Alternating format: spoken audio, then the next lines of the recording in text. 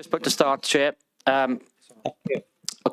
Before we formally start the meeting, can I just remind everybody that the meeting has been recorded and the recording will be archived for future viewing?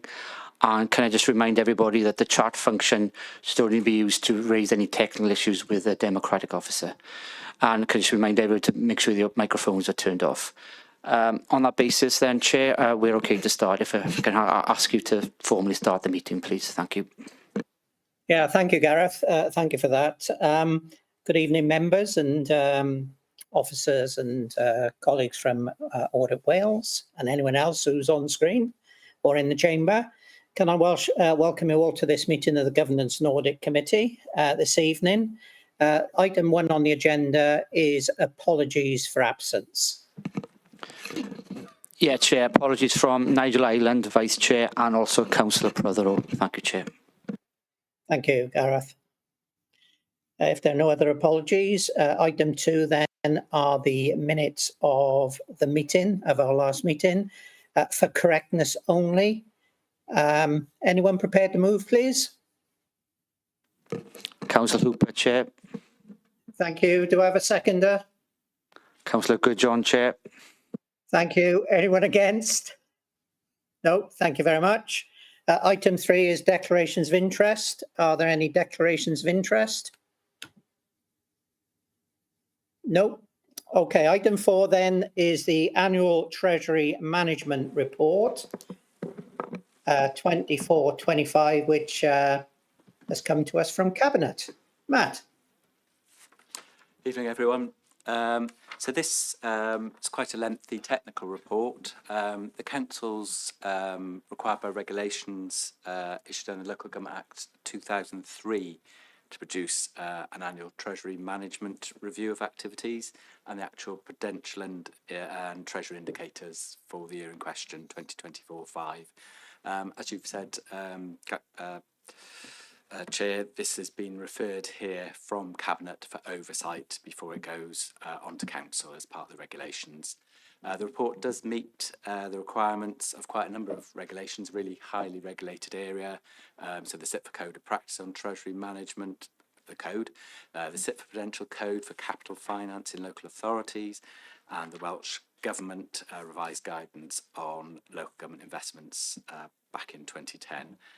The report, I'm glad to say, demonstrates compliance with the potential indicators and Treasury limits set out in the annual Treasury and investment strategy that was agreed at Council last year. They're designed very much to ensure that all local authority borrowing is prudent, sustainable and affordable. The prudential indicators have been revised this year to include additional long-term liabilities brought into the Council's balance sheet with the introduction and implementation of IFRS 16, leasing from April 2024, and I'm sure we'll have a little bit more of that later in the evening on the statement of accounts. The new standard attempts to quantify the additional debt that the Council commits to when it enters into leasing agreements.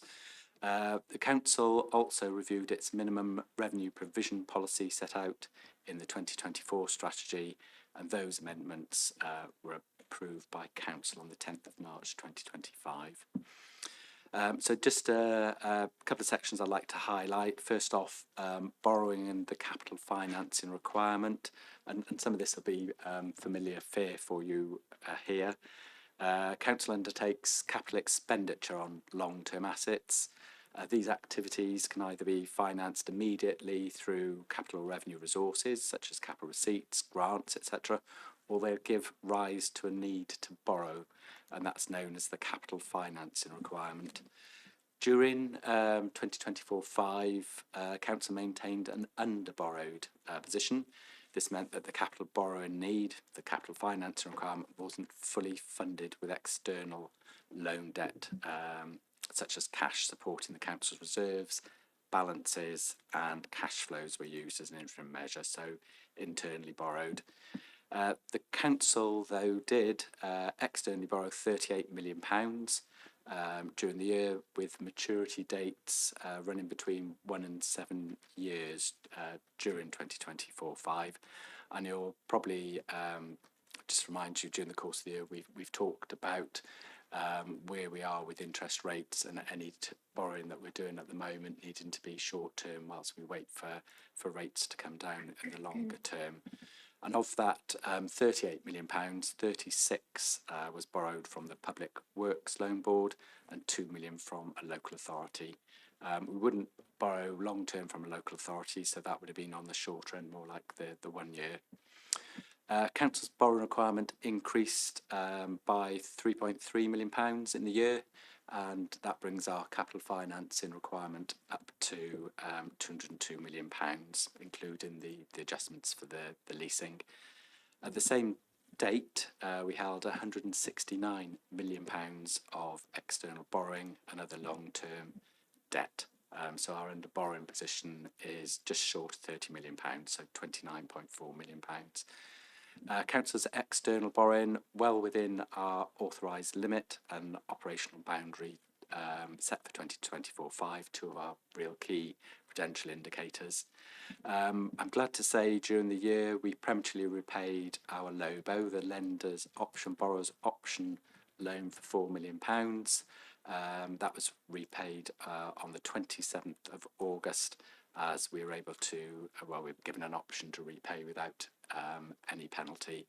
And that was a good thing to do, given interest rates and also the administrative burden of accounting for those, a bit of a nightmare. Total interest on external borrowing during the year was £6.5 million. And the full detail of our debt portfolio with interest rates payable is listed in table 7 of the report, and that also shows the movement year on year.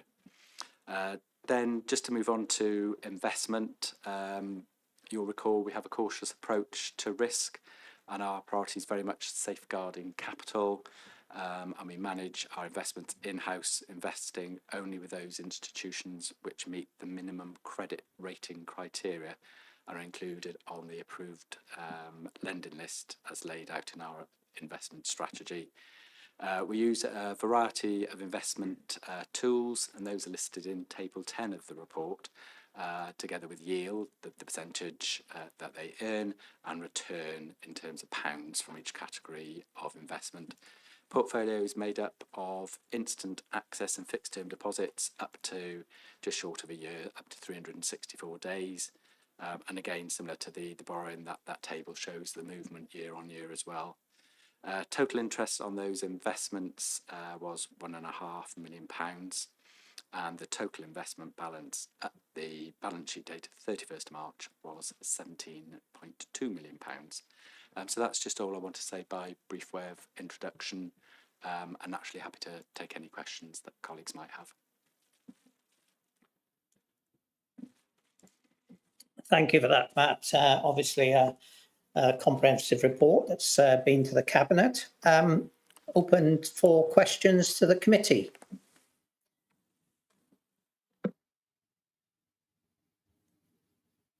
Are there any questions?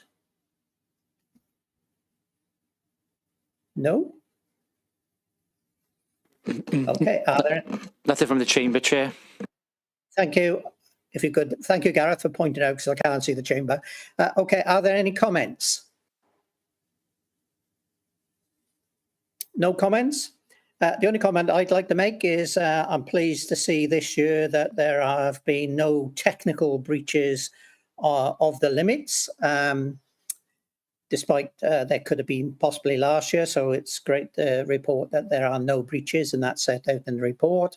And that being the case, then the recommendation, I think, is that Governance and Audit Committee notes the report. Someone prepared to move, please. Councillor Hooper, Chair, and just to outline that we will refer the report on to Council as well. Yeah, lovely, thank you. And Councillor Goodjohn seconded, Chair. Seconded, thank you. Anyone against? No. Thank you. Item 5 is the Vale Glamorgan Council Annual Self-Assessment 24-25. Again, referral back to us from Cabinet. Tom? Good evening, Chair. Thank you. And We've got some slides. I know that you were keen, Chair, for members of the committee to have a copy of the same slides as we took colleagues through at the Joint Performance Scrutiny Committee meeting last week. You'll be pleased to know that I'm not planning to spend the 2.5 hours that we did at scrutiny, unless obviously members want to discuss the points of that duration. But I'll give you a quick tour through the presentation and then be able to take any questions. So, as you say, this is a referral from Cabinet, went to the Joint Scrutiny Committee last week. It's currently being consulted on, and it'll be coming back to you at committee in September as well. The next slide gives you just a little bit of the legislative background to self-assessment. This is the final self-assessment relating to the old corporate plan, if you like, and the annual delivery plan for 2024-25. It's a statutory duty to do self-assessments annually, introduced by the Local Government and Elections Act. And there are 3 performance requirements that we need to consider: our performance, our use of resources, and governance in order to secure the above. It is by definition a self-assessment. That said, it's based on a range of work and data to inform judgments that we give ourselves against each of those performance requirements. Those judgments are indicators to enable scrutiny and probing. They're nothing more than that. It's a high-level overview report, but there are links to lots of other information so that members and members of the public have got all of the workings, if you like, and in response to feedback in recent years, an executive summary has been produced and is now being used for the consultation. Obviously, as elected members, you're interested in seeing the full detail. The next slide gives you just a little bit of background in terms of how we're going about supporting the consideration of the annual self-assessment report. Members are aware that this is the first year we've joined the scrutiny committees together, so that there's that integrated scrutiny from the 4 different committees happening at the same time. And obviously there's an important role for Governance and Audit Committee. And at the bottom of the screen there's an extract from the statutory guidance relating to the role of your committee members. So the council must make a draft of the self-assessment report available to yourselves, and as a committee you must review the draft report, and you can make recommendations for changes to the conclusions in terms of the judgments, or to any of the actions that we're proposing to take. I hope members will welcome the simplification and reduced duplication in this year's report. We've taken on board the feedback, certainly from this committee from last year, and tried to act on that. So it's a shorter report. It brings together end of year corporate performance alongside the annual self-assessment, so members aren't seeing 2 things twice, and that enables that holistic view of performance and is enabling certainly the scrutiny committees to identify areas for task and finish work. It's important that we consider the performance requirements as a package. They all support one another, and as I mentioned, it's currently in draft. We welcome feedback and is being consulted upon over the coming weeks ahead of bringing back in September to your committee. So the next slide just gives you a brief introduction to the self-assessment report and what it does. As you'd expect, it's got an introduction from the Leader and Chief Executive, which then summarises the judgments alongside the key achievements, but also the challenges that have been identified. In direct response to feedback from this committee, we've included an overview of the process by which we've followed, including the ways in which we reach different judgments and the criteria applied right at the beginning of the report, so yourselves, members of the public, are able to see that. Importantly, it shows you the progress that's been made against the areas of focus that were identified in last year's self-assessment report. And because we've had the panel performance assessment in this intervening period, we've included the findings from that panel assessment, and it's important that they're seen in the context of this assessment. So the next few slides just run you through each of the performance requirements in turn, the first being around assessing performance. And where we look at this, we considered the PPA findings, which concluded that the council is exercising its functions effectively. We looked at the rating that we give ourselves here, and that's on a scale from poor to excellent. For members' information, to receive a good judgment, we have to have completed 85% of the activities or targets associated with the annual delivery plan in 2024-25. The end of year performance, as I say, is being brought together and is part of this report. And we also have undertaken the Directorate self-assessment process, as we have done in the last few years. And that informs both this performance requirement, but also the use of resources one. And importantly, that enables us to identify the challenges and areas for improvement. So the next slide then, which contains a kind of summary of the outputs from the performance judgment, which overall it has been seen as good. This is because the PPA concluded that overall we exercise our functions effectively. They didn't identify any areas of concern relating to performance requirement one.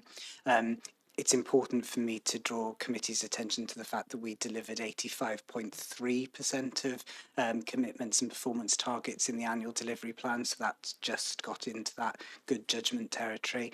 And the report then gives you performance by each of the wellbeing objectives.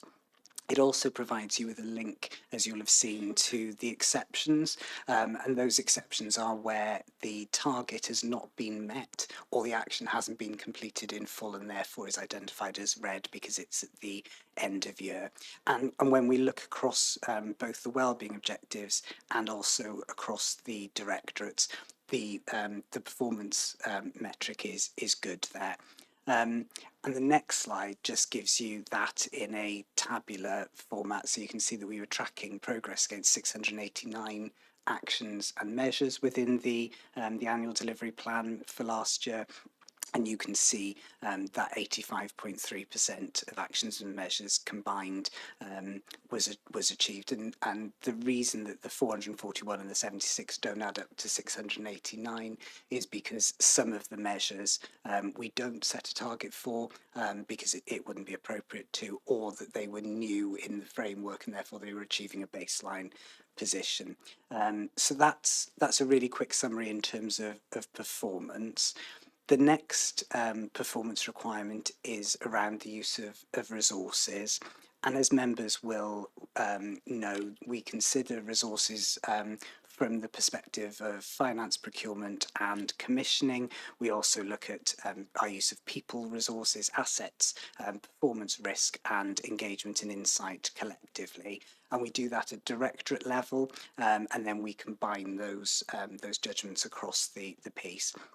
And in order to achieve a judgment of good here, it must demonstrate that the council is using its resources well and is in a strong position to secure future improvement, and that there must be strong mechanisms in place to operate services economically, efficiently, effectively and equitably, alongside a number of other criteria, including that everything that we say in fair is also met.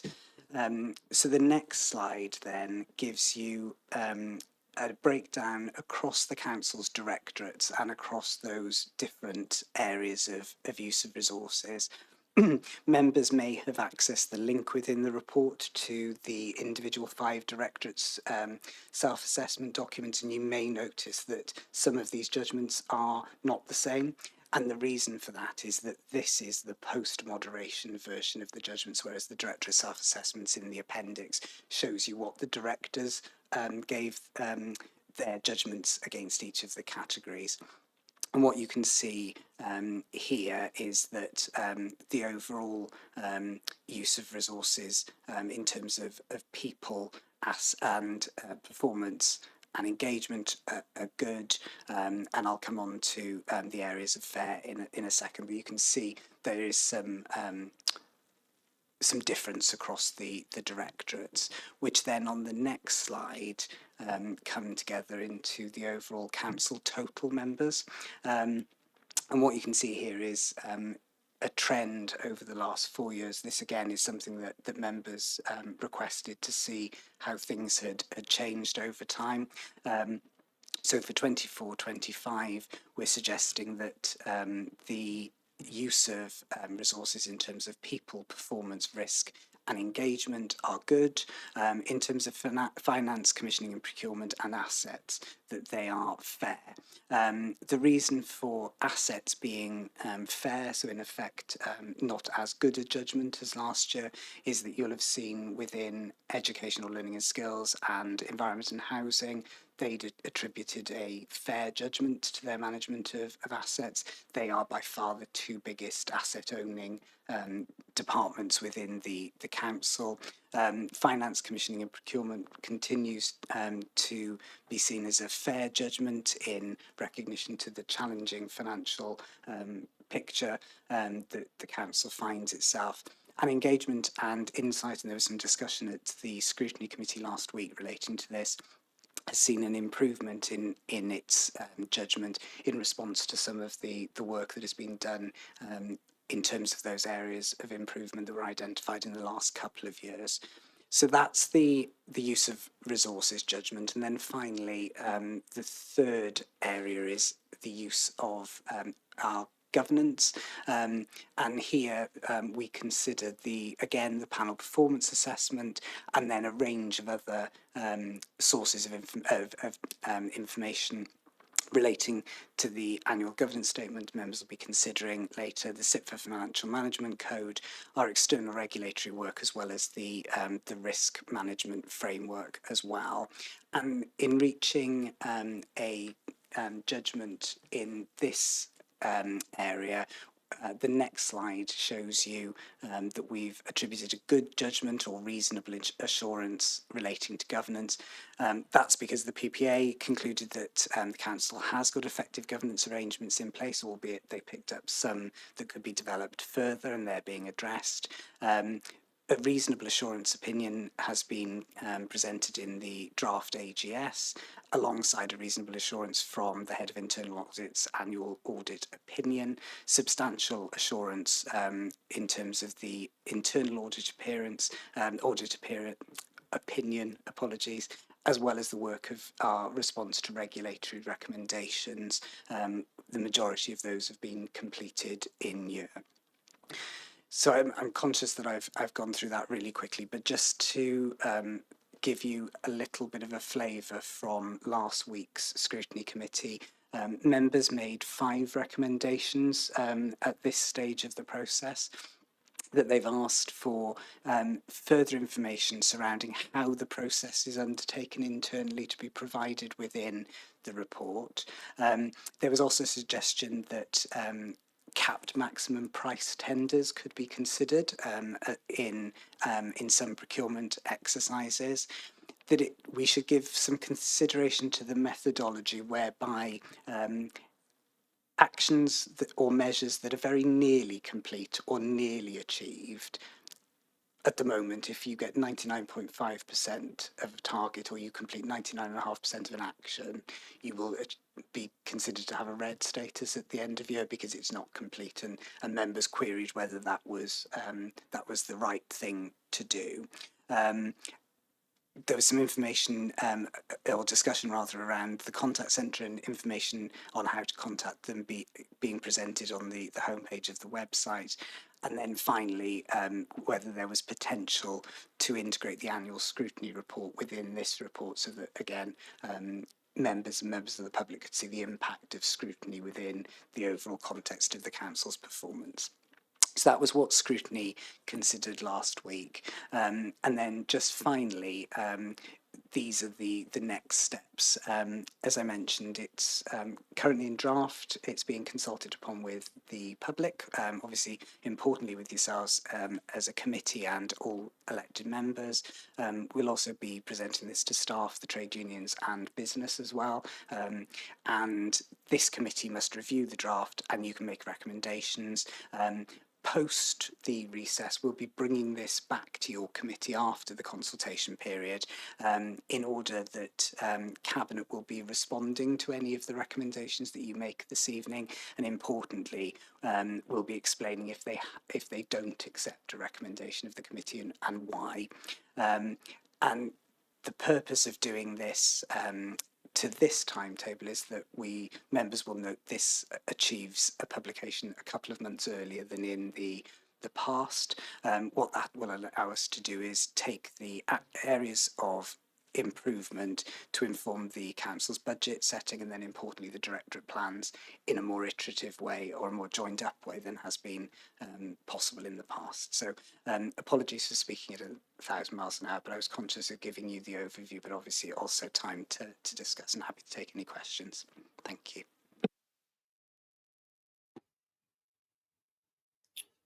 Yes, thank you for taking the committee through the presentation, Tom. Obviously, I'm aware that the elected representatives may well have already seen this, but it was important that for openness and transparency, the committee sees it again, and given the fact that none of the lay members would have seen it, so at least everyone's seen the presentation that was given to the Cabinet and the Scrutiny Committee. So thank you very much for that. Okay, opening it up then to questions. Do we have any questions? Councillor Goodjohn, then Councillor Hooper, Chair from the Chamber. Thank you very much, Gareth. Councillor Goodjohn? Thank you, Chair. If I may, I have 3 questions, one on each of the different subjects being asked the questions. And I'll take them one by one. I think that's easier, if you may. Yeah. So for performance, I wanted to ask regarding the actions and measures where you've come with the 85.3% complete target, reaching the 85% needed for fair. You've lumped together actions and measures, but I think it's fair to say that there are significantly more actions than there are measures. I think for the long term of this report, we need to know how you're balancing the two, because I know that measures rate significantly more poorly than the actions do when it comes to our performance, but there are significantly less of them. So that has a difference in weighting. So I'd love to hear more information about how in future you would reconcile that. Tom? Thank you, Chair, and thank you, Councillor Goodjohn. And absolutely, it's something that we have been reflecting on. And as you say, there are a different number of actions to measures. And at the moment, by putting them all together in one, in effect, one measurement, means that we're treating everything, or all of the individual items equally. This is a perennial area of kind of debate and discussion, because even within actions, not all actions are equal either, and not all measures are either. And it is something that I think is worthy of us taking a look at for future reports, and perhaps actually to road test as part of the mid-year report for scrutiny members in the winter. There's an option that what we could do is present the two things side by side, and then reach an overall judgment. And as I mentioned in the introduction, the purpose of the judgments is really to give elected members and officers the ability to almost identify or prioritise areas that particularly need focus, because it's really important that we don't suggest that even if there are areas that are good, they don't need things to be done, because the report identifies lots and lots of areas for improvement. But yeah, it's always tricky, because in effect we're applying science to something that isn't entirely scientific but needs to be illustrative, and importantly needs to be robust, so that as elected members you can challenge and identify those things. But certainly happy to have a look at how we can do that, and as I say, maybe road test it with members mid-year. Yeah, thank you, Tom. The new corporate plan's a good time to do it as well.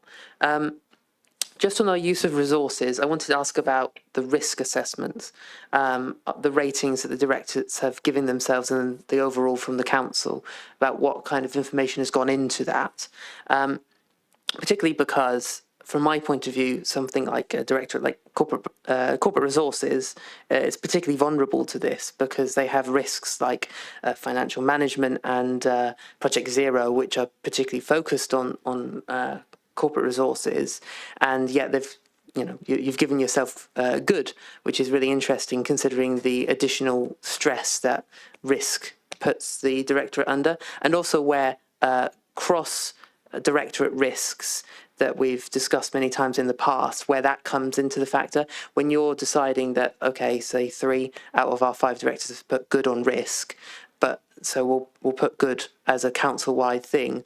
Where are you bringing in the cross-directorate risks into consideration?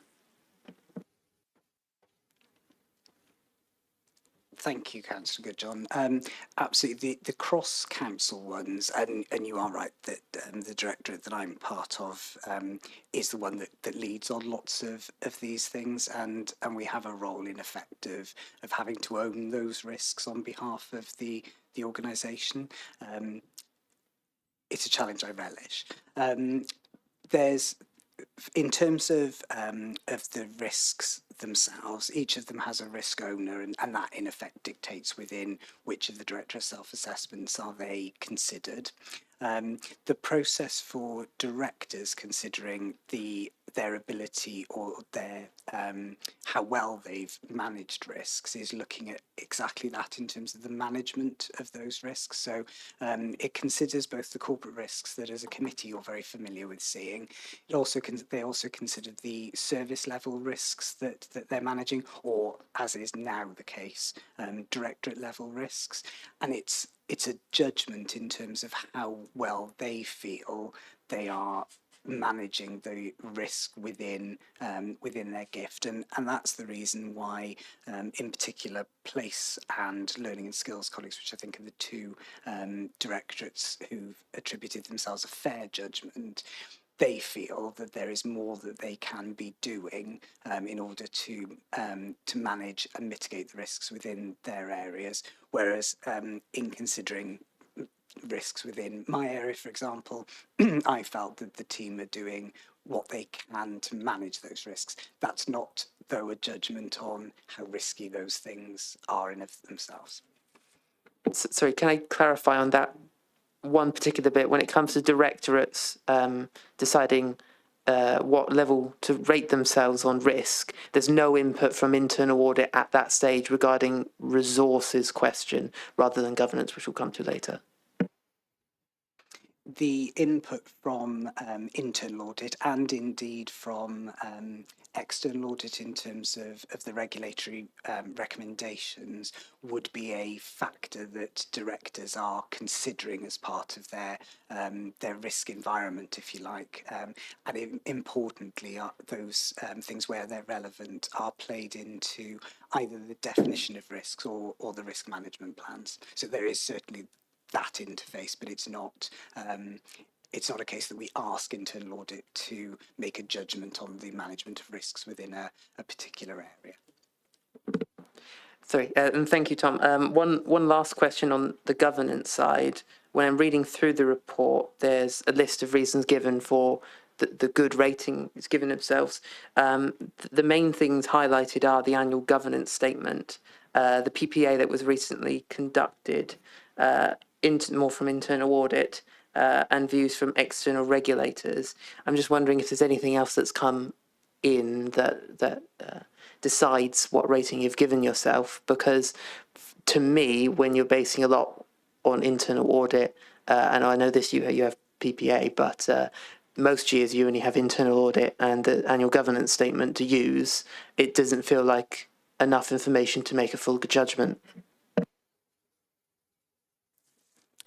Thank you, Councillor Goodjohn. I'd probably disagree on this one, only because the annual governance statement, there's a code which colleagues will talk through in terms of the principles that are required in order to demonstrate the applicability of that code and the extent to which the council is complying.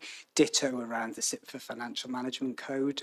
Granted, these are self-assessments, but they are drawing from a range of different information and data sources in order to reach those judgments, and they are externally set frameworks.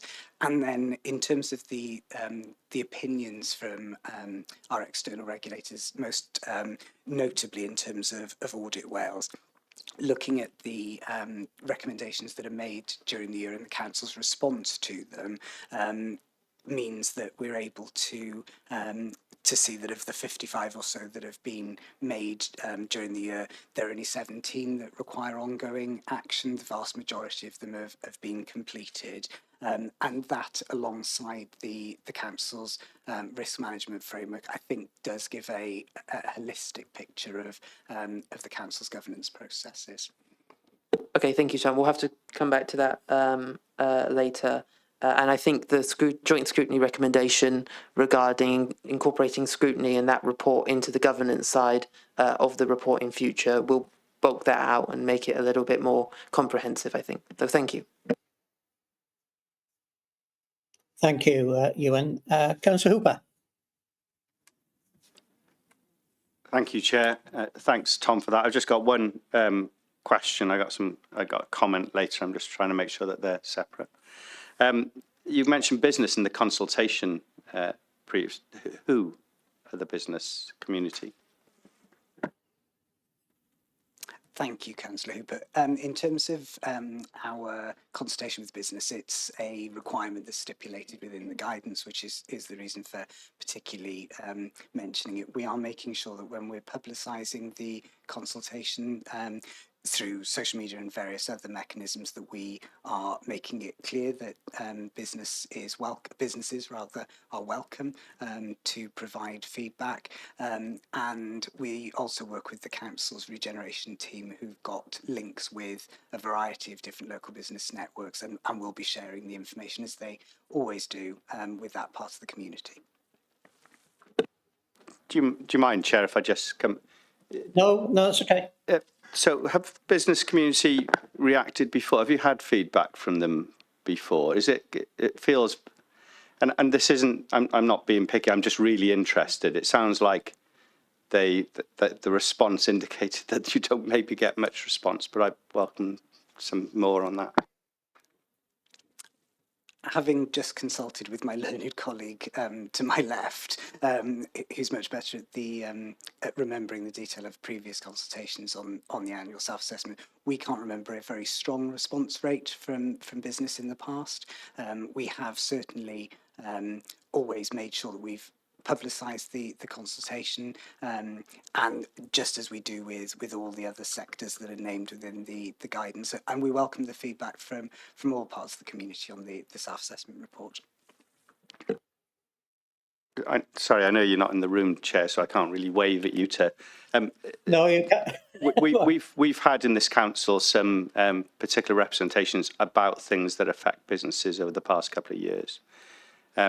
It would be really interesting if we got some of their views on this more broad perspective as well, I think, in now. So perhaps there is an opportunity to reach out to say, because this is meant to be an informative type exercise. It's something to inform us as well as to inform the general public. So, you know, I'd speak to people who are concerned about things like parking, for example, and how they feel about the council's performance as well. So I think there are some groups who would be interesting to go after.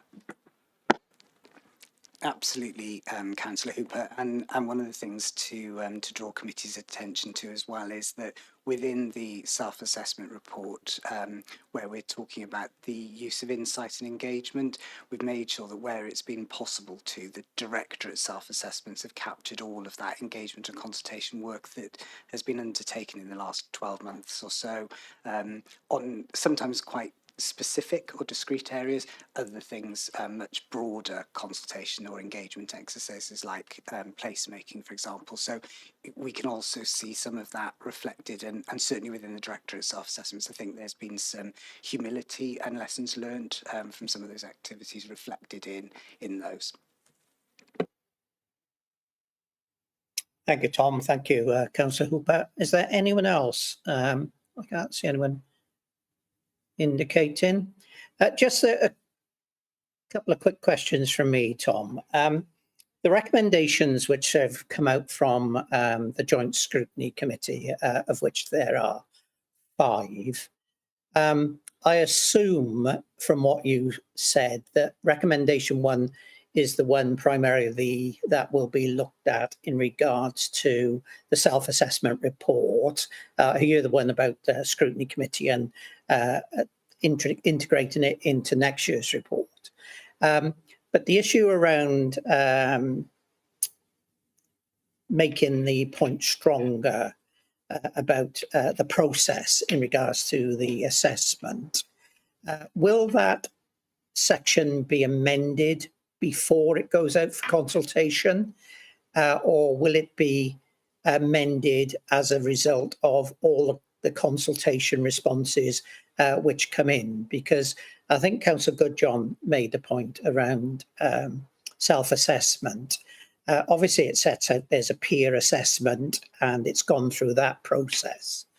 The only concern, again, I have, and I think it's been raised before, and even though we got the PPA this year, it's that mediation.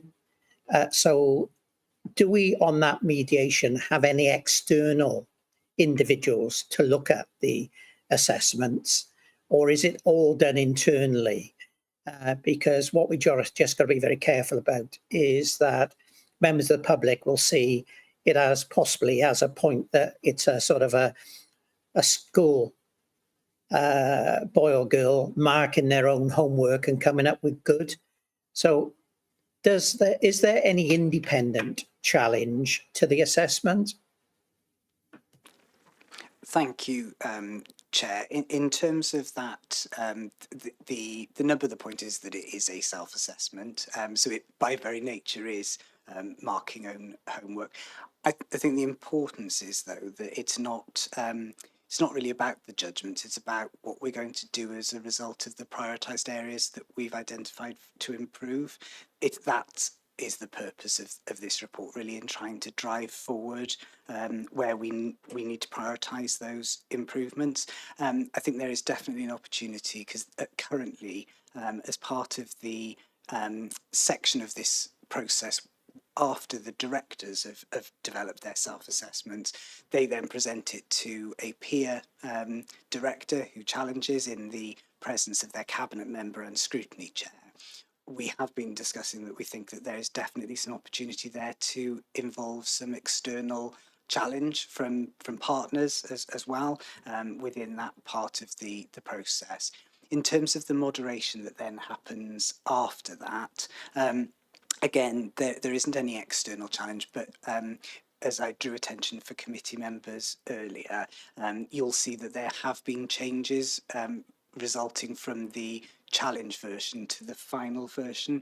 So, for example, in corporate resources, the moderation process saw my rating of good against my use of resources for finance, procurement and commissioning go from good to fair, because I was challenged on the fact that I might balance my budget, but there's an underlying overspend that I'd only met through cash, for example. So we do see that that process does challenge and it does change some of the results, and it's done that in other areas, but just wanted to be open about where it's done it within my area of the organisation.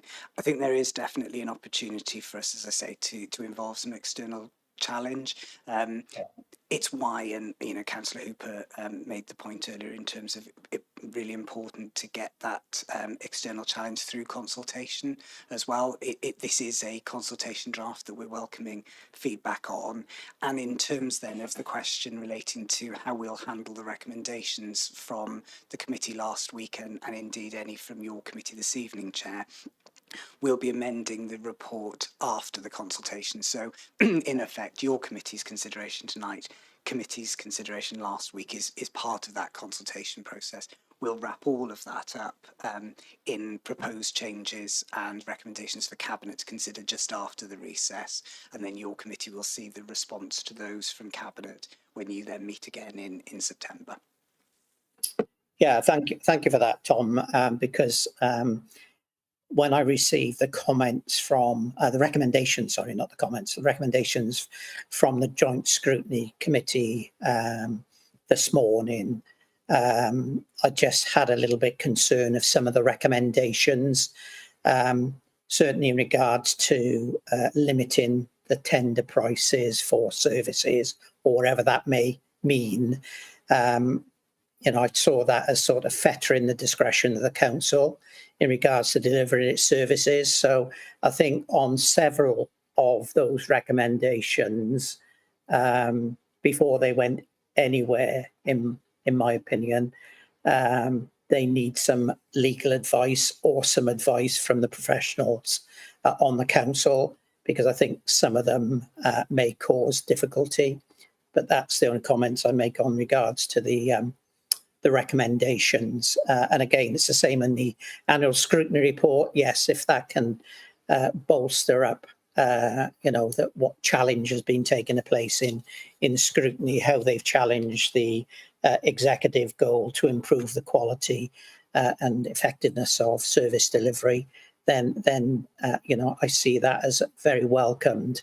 But I wouldn't want to see it sort of as a detriment, because obviously it's a matter for the executive how it decides to make the decisions of the council, taking into consideration scrutiny comments. So, I just welcome a comment from appropriate directors or professionals in regards to those recommendations.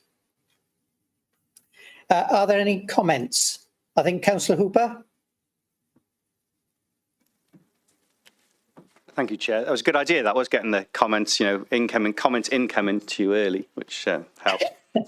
Three things, please, Tom, if you don't mind. The first one is most of these are presentation. I'm really pleased with this report. Reads better. It reads fairer. It reads in a way that feels a bit more honest than not that the others were dishonest, but it feels more honest, which I'm pleased about. But one of the things that I think would improve that more is if someone's just to read the executive summary, we've still got this good rating up front instead of good in relation to what. So I think, it needs to know that's a second tier appraisal of the documents. And I think that's an important thing to get out early rather than it being, I'm pleased it's in the body of the report, but it'd be better if it was earlier. I love the direction of travel over multi-years. I think that makes a difference to it, but it feels like a more representative direction of travel is a multi-year direction of travel, not a single. It's not how we've changed from year to year. It's actually how things have been going over the past 2 or 3 years is probably something that's a little bit more accurate on something like this. And this committee has said this, I think, every year that I've been on here. And I've still never seen it, but it feels like this would really benefit from an easily digestible version that the public would find usable. If it's the executive summary, that isn't it. It's still too complicated. So how would you make that? And I think that would help not just the general public, it would help other people engage with this document. I recognise this is a statutory document and therefore not something that necessarily the public will see. But if we want something to be usable, then I would suggest that it is. Thank you. Thank you, Councillor Hooper. Are there any other comments? Yes, Chair, Councillor Goodjohn. Councillor Goodjohn. Thank you, Chair. I just wanted to completely agree with Councillor Hooper that the structure this year has been extremely good. I think it's a really good template to go on for future years. And that, from my perspective, is what we're looking for. With the new corporate plan, the new scrutiny arrangements, everything needs to work on a template that can go for quite a few years without needing these big amendments that's been happening recently to the self-assessment. So it's really good. It feels reshaping scrutiny and it's really clear. That's extremely positive. My only concerns are regarding the outcomes of the self-assessment.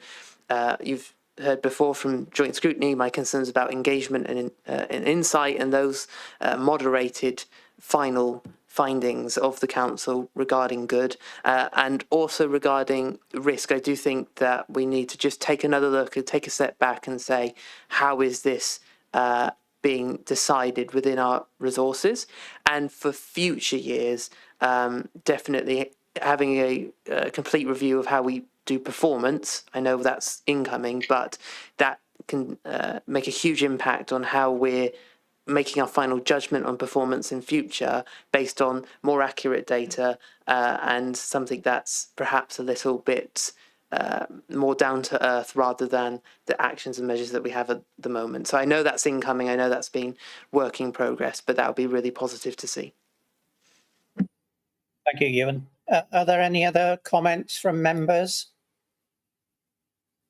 No one sure. Tom, the only other point, I don't want more work, but it's picking up the point that Councillor Hooper made. Obviously, it's a statutory document. It needs to satisfy various statutory provisions. An easy read document is easier said than done. However, again, it's whether or not there should actually be a young person's version of the document, given obviously the voting age in Wales, I think, is going down to 16 in regards to their engagement in local democracy. And, you know, if a 16-year-old was to pick up this document, would they understand it? And again, a lot of play is made on having appropriate documents in appropriate language for young people. So I'm just wondering if in the future that could be dealt with. Tom. Thank you, Chair, and thank you, Councillor Hooper and Good John for the comments as well. And yeah, you're absolutely right. We have spent a lot of time this year trying to get the main body of the report right, and it's really good to hear the feedback this evening in terms of that presentation. I've just had a conversation with Helen, and I will certainly commit to making sure that there is a combined young persons and easy read version of the final self-assessment for this year once it's been approved by council. I don't think there really is any need to wait until we go through the process next year. We can be working on it in the run-up to council this autumn. Thank you. Thank you, Tom.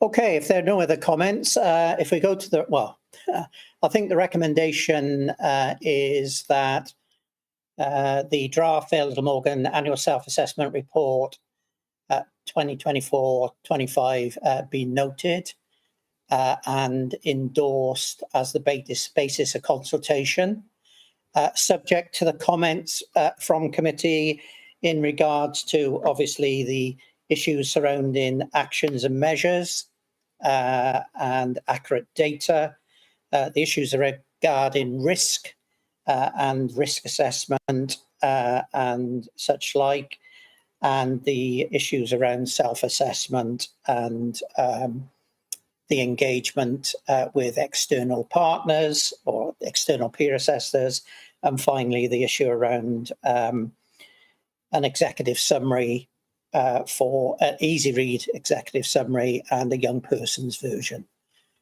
Is someone prepared to move, please? Councillor Good John, Chair. Thank you, Councillor Good John. Do I have a seconder? Councillor Hooper, Chair. Thank you, Councillor Hooper. I sense that. Anyone against?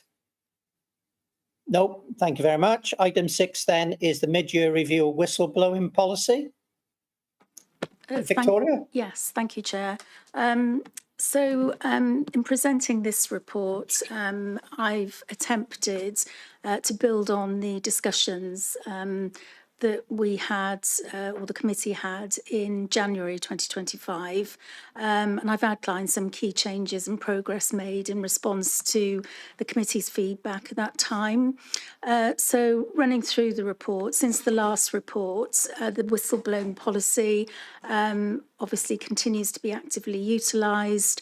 The reporting levels between January and July this year remain broadly in line with year-end 24-25 figures. Between January and July, we received 7 reports under the policy, Speak Out, with the highest number originating from social services and environment and housing directorates. And that's consistent, I'd suggest, with trends we've observed since formal data collection began in 2021. So some of those reports fell outside the scope of the whistleblowing policy and were appropriately redirected to alternative procedures, such as the grievance or the disciplinary policies. Of the reports that did progress under the whistleblowing policy, most were not upheld. However, and I think it's important to emphasise to the committee that there has been learning from each case which is captured and is intended to inform improvement across services, improvement actions across services, whether or not those investigations proceeded and or were upheld or not, as the case may be. In response, I'll run through the feedback to committee from the recommendations that were made in January. So in response to committee's feedback, we've worked to improve how the information is presented. So there's presented before you a clearer graphical summary by directorate and issue type. So you'll find that as under Appendix A of the report. We've improved use of tables and trend comparisons, and you'll find that information contained in Appendix B. And I would submit that there's been a stronger emphasis on tracking outcomes, not just the reports that we're receiving.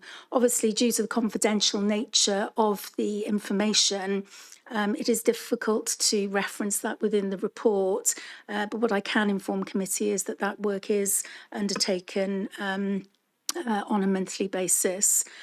So the key actions taken, essentially, whether or not the investigation was upheld or partially upheld. Findings, we've looked to improve communication protocols, undertaken targeted staff training, particularly around respectful workplace behaviours, strengthen supervisory oversight, and disciplinary action has been taken where appropriate. Early and informal resolution efforts to enhance communication between managers and staff is evident. And additionally, there's now a renewed focus on capturing outcome-based information for each whistleblowing case, as I indicated, whether it's investigated, upheld or partially upheld, or even in those cases that are investigated and the complaint is not upheld. So I'm hopeful that that will ensure a consistent documentation and evidence of accountability. From the perspective of the wider organisational learning, alongside case-specific outcomes, we've looked at broader improvements which we've introduced, in particular draft protocol for managing accidents, incidents and near misses, which is intended to promote consistency across service areas, improved onboarding processes through a new induction template, reviews and contractual and supervision arrangements, particularly in teams who are reliant on external contractors, monthly health and safety monitoring meetings to ensure stronger compliance and support. We've also strengthened contractor management procedures and provided guidance to relevant managers to embed best practice within the organisation. From a cultural and policy improvements perspective, we've taken steps to reinforce expected standards across the organisation. As I mentioned earlier, clearer communication of council policies and procedures, cultural competence training to support inclusive behaviours across the organisation, and a renewed focus on early resolution where concerns arise.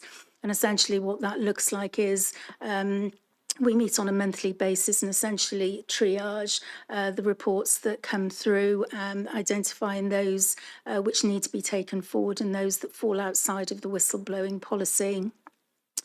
Hopefully that will provide or clarify expectations, particularly where line management and personal relationships may create a potential conflict. In terms of the use of independent investigators and capacity review, to ensure investigations are timely and impartial, and there has been some evidence of delay in investigations concluding. We are using independent investigators and they continue to be commissioned. And I must admit that internal capacity is extremely limited. There is the obvious risk of potential conflicts existing, and I think it does take some skill, I'd submit, to undertake an investigation of this nature. So I'm hoping to see, or we're hoping to see, the timescales for investigation being actively reviewed going forward to improve the speed and consistency for staff. In terms of transparency and support, we have looked to improve how we support those who raise concerns, particularly those who do not receive support from or are not trade union members. And this is to ensure outcomes are tracked, even when the cases, as I've mentioned, are not upheld. And the purpose of that is to identify learning opportunities and provide support to those involved. We've also commenced monitoring where individuals subject to whistleblowing investigations remain in post, and how both reporters and subjects are supported post-investigation, because this has emerged as a theme as part of our discussions, and that information will be shared with committee in an anonymised form in future updates. So in relation to policy review and ongoing promotion, in May of this year, the Head of Human Resources led a targeted review of the policy and related procedures, including the Employee Code of Conduct. The Council has just undertaken its staff survey, 2025 staff survey. Once the data for that is available, we'll reflect as a group on that data and report back to committee any reporting trends which we consider the committee need to be cited on. And then finally, the benchmarking activity is underway. I haven't got any particular information today for the committee, and that's not because, well, it's not through the want of trying. We are engaging with our public sector colleagues. An initial engagement through regional and national networks is progressing, and I will submit those findings at the next update of the whistleblowing policy. So subject to committee's agreement, and I'm in your hands in relation to this point, I was intending to propose a further report to be brought at the end of the 25-26 financial year, simply because of the way that the data is collated, and provide a full year end update. Chair, members, thank you for your continued support and feedback. I'm happy to take any questions or any comments you might have. Yes, Victoria, can I just thank you and certainly your team and other colleagues. This is a really comprehensive report, certainly different to what we normally receive. And I think you've picked up clearly the messages from the last meeting we've had with yourself and others in regards to the learning lessons from any whistleblowing matters, whether they're upheld or not, and, you know, putting in good place, good practice. So just to say thank you for that, and we obviously will await the next report, I should imagine with some interest. But subject to that, any questions?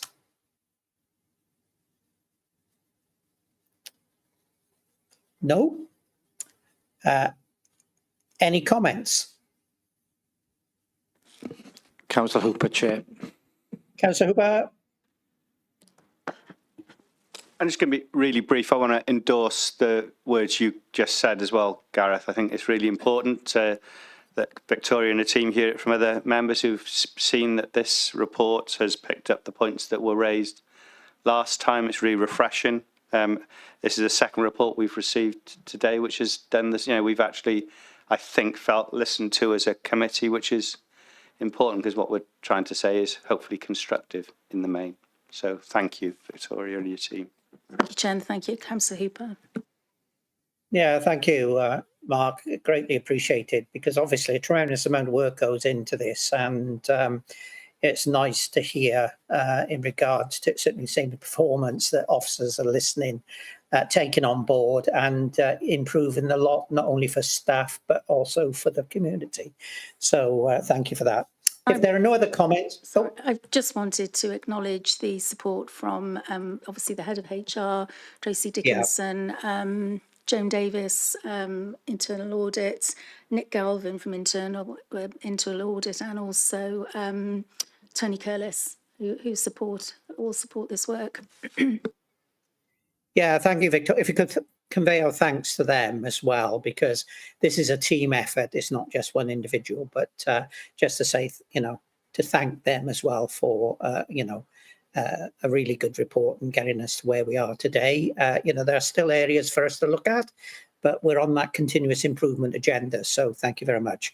Okay, if we go to the recommendations, first one is that we note the contents of the report. And secondly, that we continue to receive the annual reports in relation to policy implementation and incidents. And as Victoria said, that the next report be at the end of the financial year 25-26. Someone prepared to move, please? Councillor Goodjohn, Chair. Thank you, Councillor Goodjohn. And a second, Councillor Hooper, I expect, is it? Or Out you guess, Chair. Yes, Councillor Hooper. yeah, Thank you. yeah. Thank you very much. Anyone against? No, thank you. Okay, next report is the report and arrangements for joint committees meetings. Yes, thank you, Chair. Chair members, this is agenda item 7. I'd like to thank Gareth Davis, DSSO, who's drafted this report, and for his input into it. And it's designed to provide an update in response to the committee's request for further information relating to the reporting arrangements and the governance structures of the joint committees in which the council is a party to. So the committee will recall at the meeting on the 18th of November last year, the committee requested clarity on where the minutes and reports of joint bodies are considered. I brought a report on the 24th of March before the committee, outlining the reporting arrangements for the joint committees that are outlined in the executive summary of the report. Following that update, members requested further details, in particular clarification on where these minutes or the minutes of joint committees meetings are reported to and how they're logged within the Vale's own democratic and decision-making structures. In particular, were they reported to the executive, to cabinet? In response to that, today's report includes what I describe as additional clarification on the governance arrangements for each of the listed joint committees and how minutes and decisions are handled and how they're made available. And there's quite a lot of detail in the report regarding that. As the report notes, governance arrangements vary from body to body, from joint committee to joint committee, and depends on their terms of reference, the legal agreements that underpin the joint committee arrangement and the hosting authority procedures. Some are hosted by the Vale, some are hosted by other councils, regional councils. All formal decisions taken by the joint committees are either reported back to relevant cabinet minutes or scrutiny committees where required. And this is in general terms, made available through published minutes via the hosting authority or referred back to the relevant lead office or service area for action and implementation. So what I'd like to submit to the committee is that we fully recognise the importance of transparency, consistency and scrutiny in relation to our joint governance arrangements, and where there are implications for service delivery, partnership working or shared budgets, those discussions take place as outlined in the report, in the forums as set out. I fully note the observations to date by this committee, and they are appreciated. And what I can inform the committee this evening is that those are taken on board, and we're going to have discussions internally with relevant chairs as well as with Council's executive regarding those recommendations. But I would like to thank members for their continued engagement on the issue. Welcome any further comments or suggestions you may have this evening, and they will be recorded and considered as part of that ongoing review. What I would say that it's obviously something that's got to be given careful consideration in terms of how any changes are made to those reporting arrangements, given the nature of the arrangements that we have in place with our joint committees. So subject to committee's view, the recommendation is to note the content of the report and provide any comments as appropriate. Thank you, Chair. Yeah, thank you again, Victoria, for the report, and also thank Gareth for bringing together all the information. I know Gareth's extremely busy doing other things, but this is a very worthwhile report in regards to the joint committees, etc. So, are there any questions in regards to this issue? Councillor Hooper, Chair. Councillor Hooper. Thanks, Victoria. Thanks, Gareth, as well, for pulling this together. It makes a lot of sense for us as councillors. The one thing that I think we still miss here is what would the general public think? How easy is this plethora of different places to get information from, to, and I think one of the things that we've been focused on this committee is talking about issues where we have some financial responsibility to engage, and yet we feel we suffer from a democratic deficit. If we feel like that as elected members, imagine what people on the street think about. And we talked earlier about the need for perhaps engaging with younger people in this sort of engagement. I think one of the things that, and Ewan might be able to answer this better than me given the age differential, but I think there's, if we really want to engage young people in our politics and our political realm and civic society, we can't have something that feels hidden away. And I'm sure that's not the intention, but I think that's the result of where we are with all these committees, and I worry about it. So that's probably a comment, Chair, and I apologise for fitting that into a question session, but this is good, so thank you. No, that's okay, Mark. I won't call you over the coals tonight, so quite welcome to make that comment. Are there any other questions, though? Are there any comments? No. I'd just like to make a comment. As I said, thanks for bringing together all this information. And I think in the narrative, Victoria, you've spoken about this evening to committee, you've picked up some very salient points. The joint committees are reported to various places, and it's a mixed bag in reality. Some committee, some of the minutes are on the host authority's website. Others are done via an annual report. Others are done via all different means of recording. And I think the issue that both you and Councillor Hooper has just made in regards to transparency, openness, and certainly consistency of reporting is very important in regards to this matter, because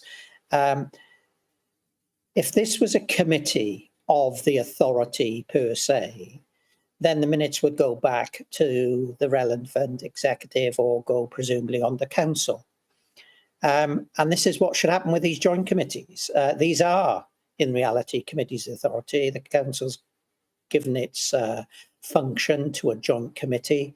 So those minutes should come back to the authority as and when they take place, for them, obviously, to be scrutinised and for them to be recorded. So I think, picking up your point, Victoria, a process needs to be put in place as to where these minutes, as and when the meetings take place, fall within the council. So do they go to the executive, or do they actually go to council? Is it a council function or is it an executive function? So there is that record within the Vale Council. And I think, again, just as a comment, it's not just this council. Lots of councils set up joint committees and then they're forgotten about. And in some respects, and it's shown in our accounts, which we're going to discuss, lots of the joint committees have significant amount of funding from this authority or another authority, etc., etc. So it's just ensuring that records which are taking place in another place are actually come back to the parent authority, and then they can decide what they do one way or the other. So I think if there are no other comments, in regards to the recommendations, I think, yes, quite rightly so, we note the contents of the report. But the comments I would make is that we have a report as soon as possible, and I would like to leave that to you. In regards to the policy and procedure as to where these joint committee minutes will be reported in the future into the council structure. And I think that's very important. So, as I said, unless there's no more comments, the recommendation is that we note the contents report. However, we have a follow-up report as soon as possible as to where the joint committee minutes will be reported into the council's democratic process. Someone's prepared to move, please. Councillor Hooper chairs moved it, and Councillor John has seconded. Thank you. Anyone against? No. And as I said, thank you, Victoria, and thank you, Gareth, for all your hard work in regards to bringing this to committee. Thank you very much. Next item on the agenda is the urgent and emergency care flow out of hospital, Cardiff and the Vale region. Tom, is that yours, or is Rachel going to take it from Audit Wales? Oh, it's Chair, if I come in. Don't worry. My name's Anne Began. I'm one of the audit managers in Audit Wales, and I was responsible for the team delivering the work in the report that you've got in front of you. If that's all right, Chair, I'll assume members have read the report, but I'd like to highlight a couple of points in relation to the work, and then I'm happy to take any questions or to hand over to, I know Jason or Lance are in this meeting today. The report looked at the effectiveness of arrangements between health and social care to ensure the timely discharge of patients from hospital. This was a review undertaken across the 7 health and social care regions in Wales. You'll see in the report for the Cardiff and Vale region that during the fieldwork period, the region performed better than the always average in relation to delayed discharges. The region had seen notable improvements in ambulance handover delays and in emergency department waiting times. However, the region was facing challenges in relation to discharge delays, largely due to issues including increased demand, workforce challenges in the social care sector, and for the health board specifically, inconsistent application of the discharge policy. We made 7 recommendations, 5 of which apply to the local authority, which requires either joint work with the Cardiff Council or with both Cardiff Council and Cardiff and Vale Health Board. You'll see in the report that we've provided further data by local authority, so within Appendix 2 of the report, which can be found on page 32, but also Appendix 4 from page 40 of the report onwards. We issued the report to the Regional Partnership Board partners in September 2024, and the RPB provided a management response to the recommendations, which we considered to be reasonable. The management response is also included in the report from Appendix 5 onwards. The report and the management response have also been considered by the RPB, and it's also been to the Audit Committee for the Health Board earlier this year. Happy to take any questions, Chair, on the report. Yeah, thank you for that, Anne. I don't know whether Jason or Lance wish to come in just to top and tail it.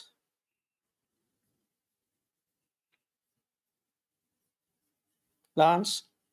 Yeah, thank you. I haven't really got much to say. Obviously, I'm here to answer any questions that members may have. I think, that it's interesting that, this is a regional report, and so the data that you've got in front of you is mixed with Cardiff's. The data that we have for the Vale of Morgan shows us to be in an extremely good position, and an extremely good position that's been sustained for a significant amount of time. I think, there's also in the ADSS Cymru report that's also attached, you'll see a number of issues that are clarified, I think, in terms of the approach to delayed pathways of care. There's some inherent flaws in terms of how the information is calculated, which I think is probably worth referencing as well, because you will always see numbers in these figures. They will never be zero because of the way it's done. And I think it's important to understand that, really. Yeah, thank you, Lance. I think, as you said, the devil's always in the details. So thank you for that comment. Are there any questions? Councillor Goodjohn, Chair. Councillor Goodjohn? Yeah, thank you, Chair. Just forgive my ignorance, social care is not my area of expertise. So when I'm looking at the response to the recommendations from Audit Wales, it's discussed that when there's issues in capacity in social care flowing out, that any issues can be escalated through local and regional governance. I'm just interested about how that is escalated if there are issues in capacity flow through. I should imagine that's a Lance question. Oh, Jason. Jason. Yeah, I don't mind taking that one. So we talk on a daily basis to our hospital discharge lead in the health board, and we have weekly discharge meetings and also a monthly flow meeting and a monthly meeting with Welsh Government. So we discuss it in all those forums, and we also do a monthly checkpoint report to Welsh Government, which gives a RAG rating on our capacity in terms of assessments and domiciliary care and residential care. Ewan, does that deal with your question? Yeah, no, that's helpful. Just a question of if there's an issue when it comes to flow through, how does that escalate through the system? Are there kind of levels that go through if there's an initial problem and then it goes long term?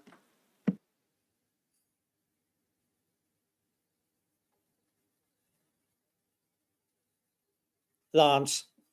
I think Jason's leaving this one to me now. Sorry, we should have a way of, if we were sat next to each other, we'd be able to give each other a little elbow.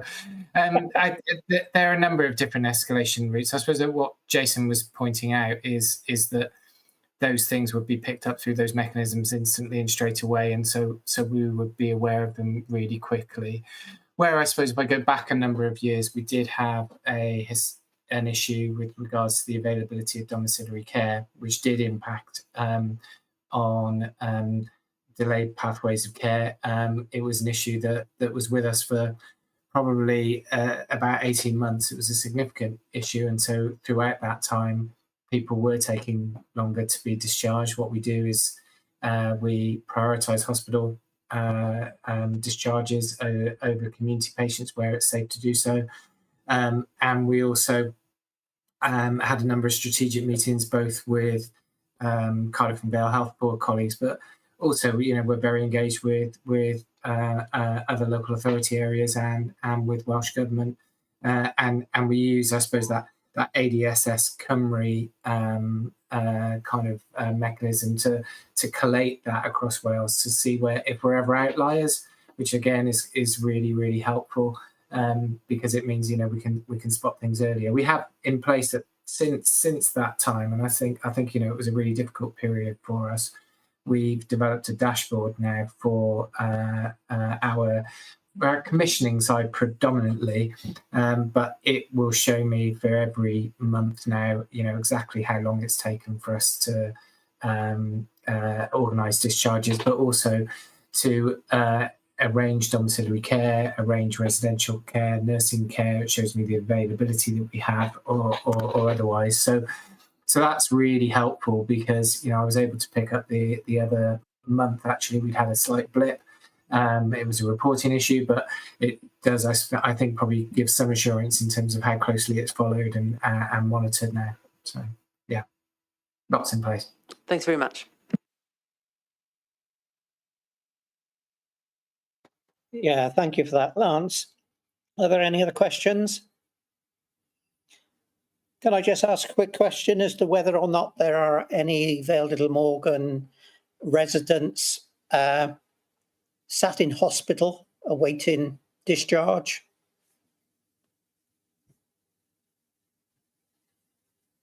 Jason. Yeah, so there will always be some Vale residents in hospital who we are supporting on that journey for discharge. As Lance said, they will be classified as a delay under the current system once they are clinically optimised. That means that the medics have decided the next phase of their treatment and recovery can happen at home. That doesn't mean the person is well and that we can discharge them immediately. Sometimes a social worker will need to work with that person and their family to help them find a care home help them go home and make those plans. And sometimes we need the court protection to be involved if somebody is unable to make that decision. So there will always be a cohort, but I would want to reassure you that the majority of people are moved through very, very quickly and don't become a true delay in the system. But we do have some that have very complex discharge needs that takes us a little bit longer than the Welsh Government 48 hours. That's lovely. Thank you, Jason, for that. Are there any other questions? Are there any comments? No. If we go to the recommendations, then there's quite a long recommendation. I think basically we note the findings of the Audit Wales review of urgent emergency care flow out of hospital, Cardiff and the Vale region. And obviously, we just keep a weathered eye on it in regards to moving forward. Someone prepared to move, please? Councillor Good-John, Chair, I'm going to just add that it can be referred to Cabinet as well. That's just members should agree that. Oh, yeah, well, yeah, it'd be referred to Cabinet then, thank you. Yeah, so we've got Councillor Good-John and Councillor Hooper, Chair. Lovely, thank you. Anyone against? No, thank you very much. Thank you, Lance. Thank you, Jason, for turning up. Very grateful. We've got the Vale Glamorgan Council review arrangements for commissioning services. I'll be very careful here now. Is it Rachel's going to take us through this? Or yes? Yes, thank you, Chair. It is me this time. I'll just take you through the key findings of the report and also just give you a little bit of additional context. So this is part of a national thematic review. What that means is we carried out this piece of work or something very similar in all 22 councils. And in addition to the local report, we do intend to publish a national report, which brings together some of the common findings, which we hope to publish before the end of the year, but no specific date yet. It's also probably worth, Chair, before we get into it, just defining what we mean when we're referring to commissioning. When we say commissioning, what we're saying is that what we're talking about is the decision-making process that every council uses to decide how it best delivers a service. So it's the process that leads up to the decision on how the council is going to make, buy, start, stop delivering a service. What we didn't look at in this review is procurement activity or arrangements for managing contracts. So up to that decision on what you're going to do, and then the scope of this particular review stops. So what we looked at was what we focused on was the council's corporate arrangements to support and guide services when considering commissioning a service, and providing assurance to the council that the decision on which service delivery option offers best value for money, and that consistently considers a minimum range of factors. So we did also touch on how the council developed its commissioning arrangements in accordance with the Sustainable Development Principle, and that also will help the council to secure value for money. So given the wide range of council services, this is obviously a piece of work that could quite quickly become quite big and unmanageable. So the way we decided to manage that was that we reviewed the council's central commissioning arrangements and then tested those arrangements by examining the process in two services where the council had taken the decision to commission services externally, and we consulted with the council when we were selecting those services. We met with officers responsible for those two services, as well as officers responsible for supporting services through a commissioning process. So our overall audit question was, in commissioning services, does the council put in place proper arrangements to secure value for money in the use of its resources? Our overall conclusion Overall, we found that the council does not have arrangements to assure itself that it consistently secures value for money when it commissions services. So we'll unpack that a little bit.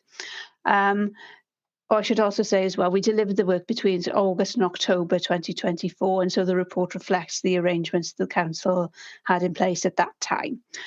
So in terms of what we were looking for, that's set out in Appendix 1 in the audit criteria. So we were looking really for evidence that the council fulfills that criteria. And as part of that, we said, as I say, we looked at specific examples to understand the relationship between the council's arrangements and what was happening in practice.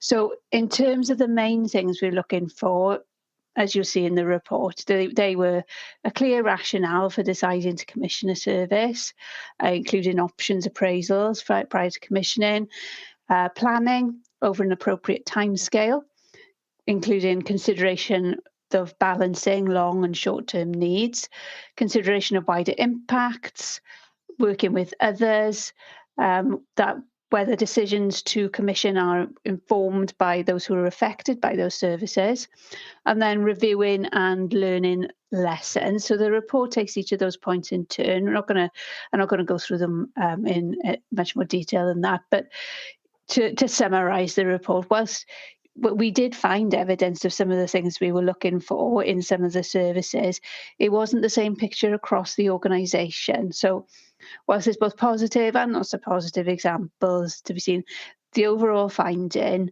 and our overall conclusion is really about consistency.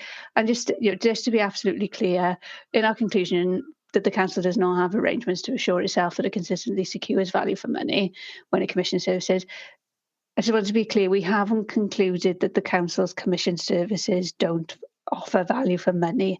That's not the piece of work that we did. What we found is that the council doesn't have the arrangements in place to assure itself that there's consistency across the organisation in terms of its arrangements to secure value for money in commission services. So I hope that's clear. The report contains 3 recommendations. Again, I'm not going to read them out to you, but the recommendation 1 sets out some specific ways in which the council can assure itself that its commission services are consistently delivering the intended benefits. Recommendation 2 is about harnessing the potential wider benefits of commission services. And recommendation 3 then is about evaluation and applying learning. The council has completed a management response form stating its actions to address those recommendations, which you'll, I'm sure, want to discuss with officers in more detail. But I just need to let you know that we are at Audit Wales, we are satisfied with the council's proposed actions in the MRF. So, as I say, members, I'd imagine now you will want to discuss the management response form. I'm happy to take questions at this point or wait until you've spoken with officers. In your hands, up to you. Yeah, thank you for that, Rachel. Thank you for taking us through the report. I don't know whether Matt wishes to come back on the management response, and then obviously I can open it up for questioning. Matt? Yeah, thank you, Chair. I did want to make a couple of comments about the our response. But firstly, a couple of points about the review and the approach. It's fair to say we did have some challenges at the outset with the scope. Social care was excluded, and that meant we were only able to give Audit Wales a relatively limited schedule of commission services. We're not a huge commissioner of services as a council, and that meant that they were only able to select those 2 supporting people commissioning care pieces of work. We don't have a corporate approach to commissioning, and that's in part because there are such extensive arrangements in social care where there's what we believe to be a really robust and strong approach to commissioning. So it was always going to be the case, based on the hypothesis at the start of this piece of work, that Audit Wales weren't going to be able to give us assurance that we delivered best value across our commissioned services. Nevertheless, we're happy, or shall I say content, with the recommendations of the report. We'll be commissioning. It's an important topic that this review is dealing with. We will be discussing the report with SLT to highlight the findings, and then doing some comms with chief officers.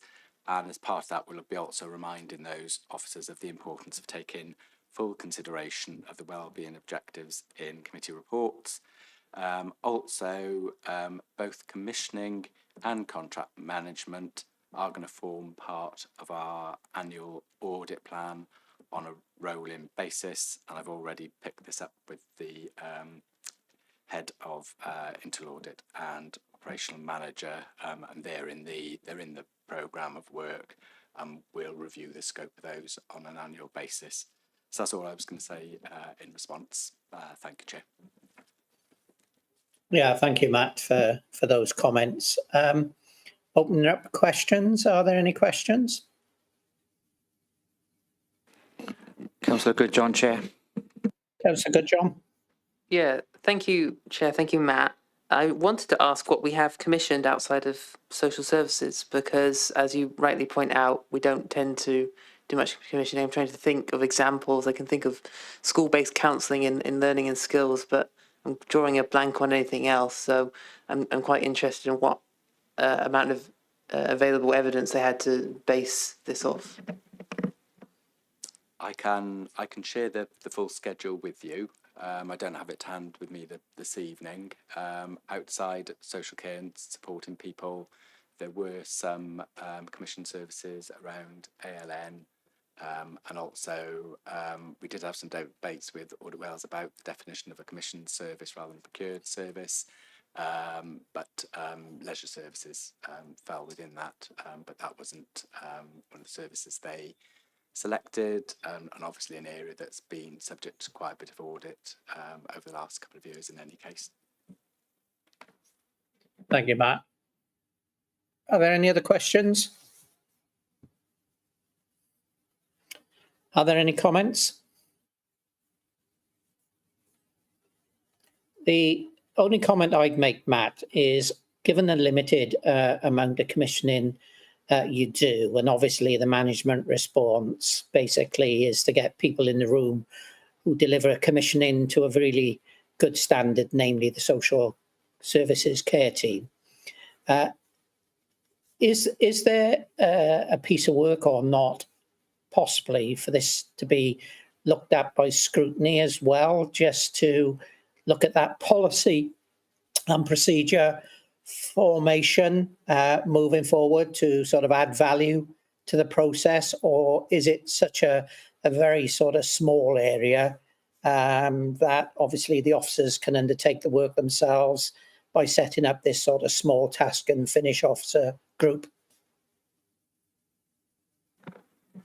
I personally think the coverage that we're giving it in the annual audit plan should suffice now going forward.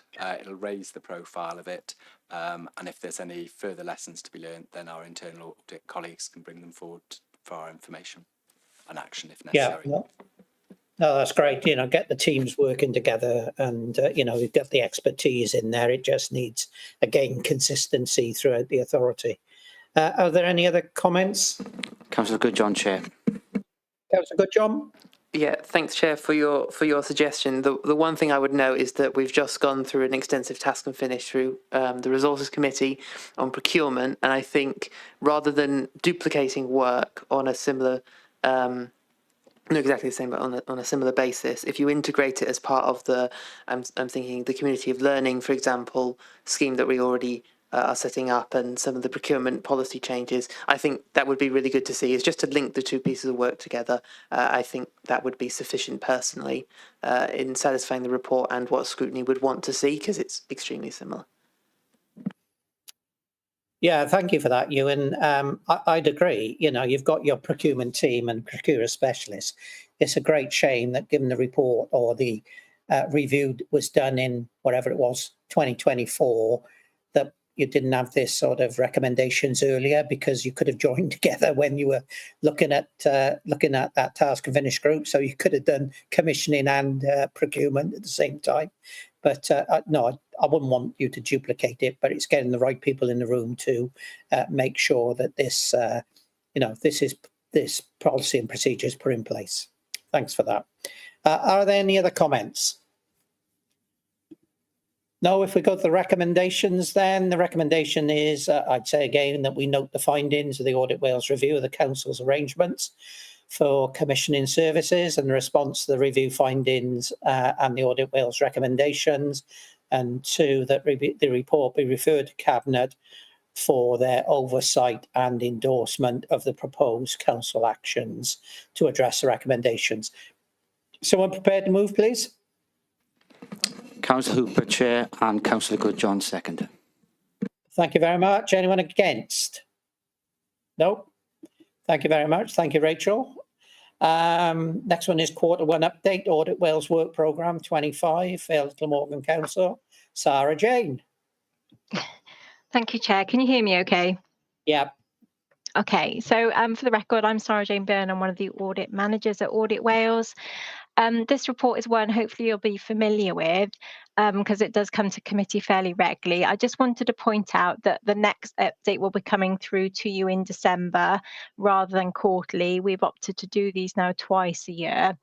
Overall, though, it provides an update on our financial and performance audit work, as well as the work of ESTIN and CIW.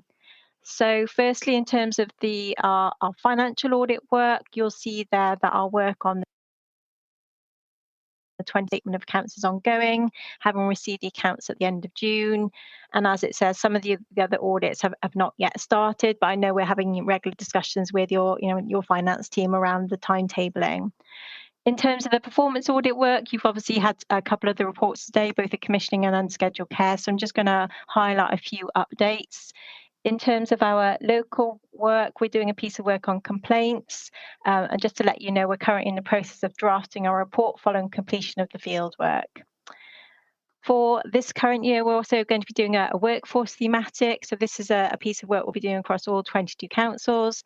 The focus is on recruitment and retention. And for the Vale of Glamorgan, we're looking to do the field work in September. The other local reviews at the Vale this year will be on scrutiny and disabled facilities grants. We recognise that the council has recently introduced new scrutiny arrangements, so this work will be in March next year. And our work on disabled facilities grants is also likely to be in the spring. And just to say on the disabled facilities grants piece of work, that is a piece of work we're going to be doing across the 10 South East Wales councils. So we're hoping that helps us to draw out any kind of comparative and good practice information. Just to highlight, since we issued the update, we have now published our temporary accommodation study report. The council will be asked to complete a management response form on the back of that piece of work, and I'm sure that report will make its way through the committee process in due course. On capital planning, that's one of our other local government studies. We are now drafting the report, and this is scheduled to be published in September. Other aspects of our local government studies are currently being scoped, and the update then highlights the work of ESTIN and CIW and our national studies reports, which are either published or scheduled to be reported.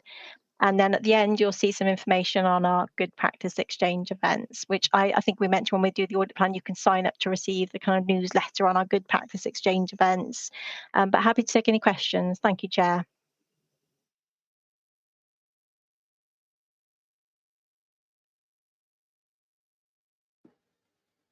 Oh, sorry. Thank you for that, Sarah. Are there any questions? Councillor Hooper, Chair. Councillor Hooper.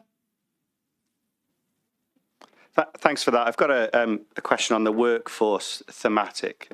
Just noticing recently South Cambridgeshire District Council confirmed that they were going to continue and with their they had a 4-day week trial, which they made permanent.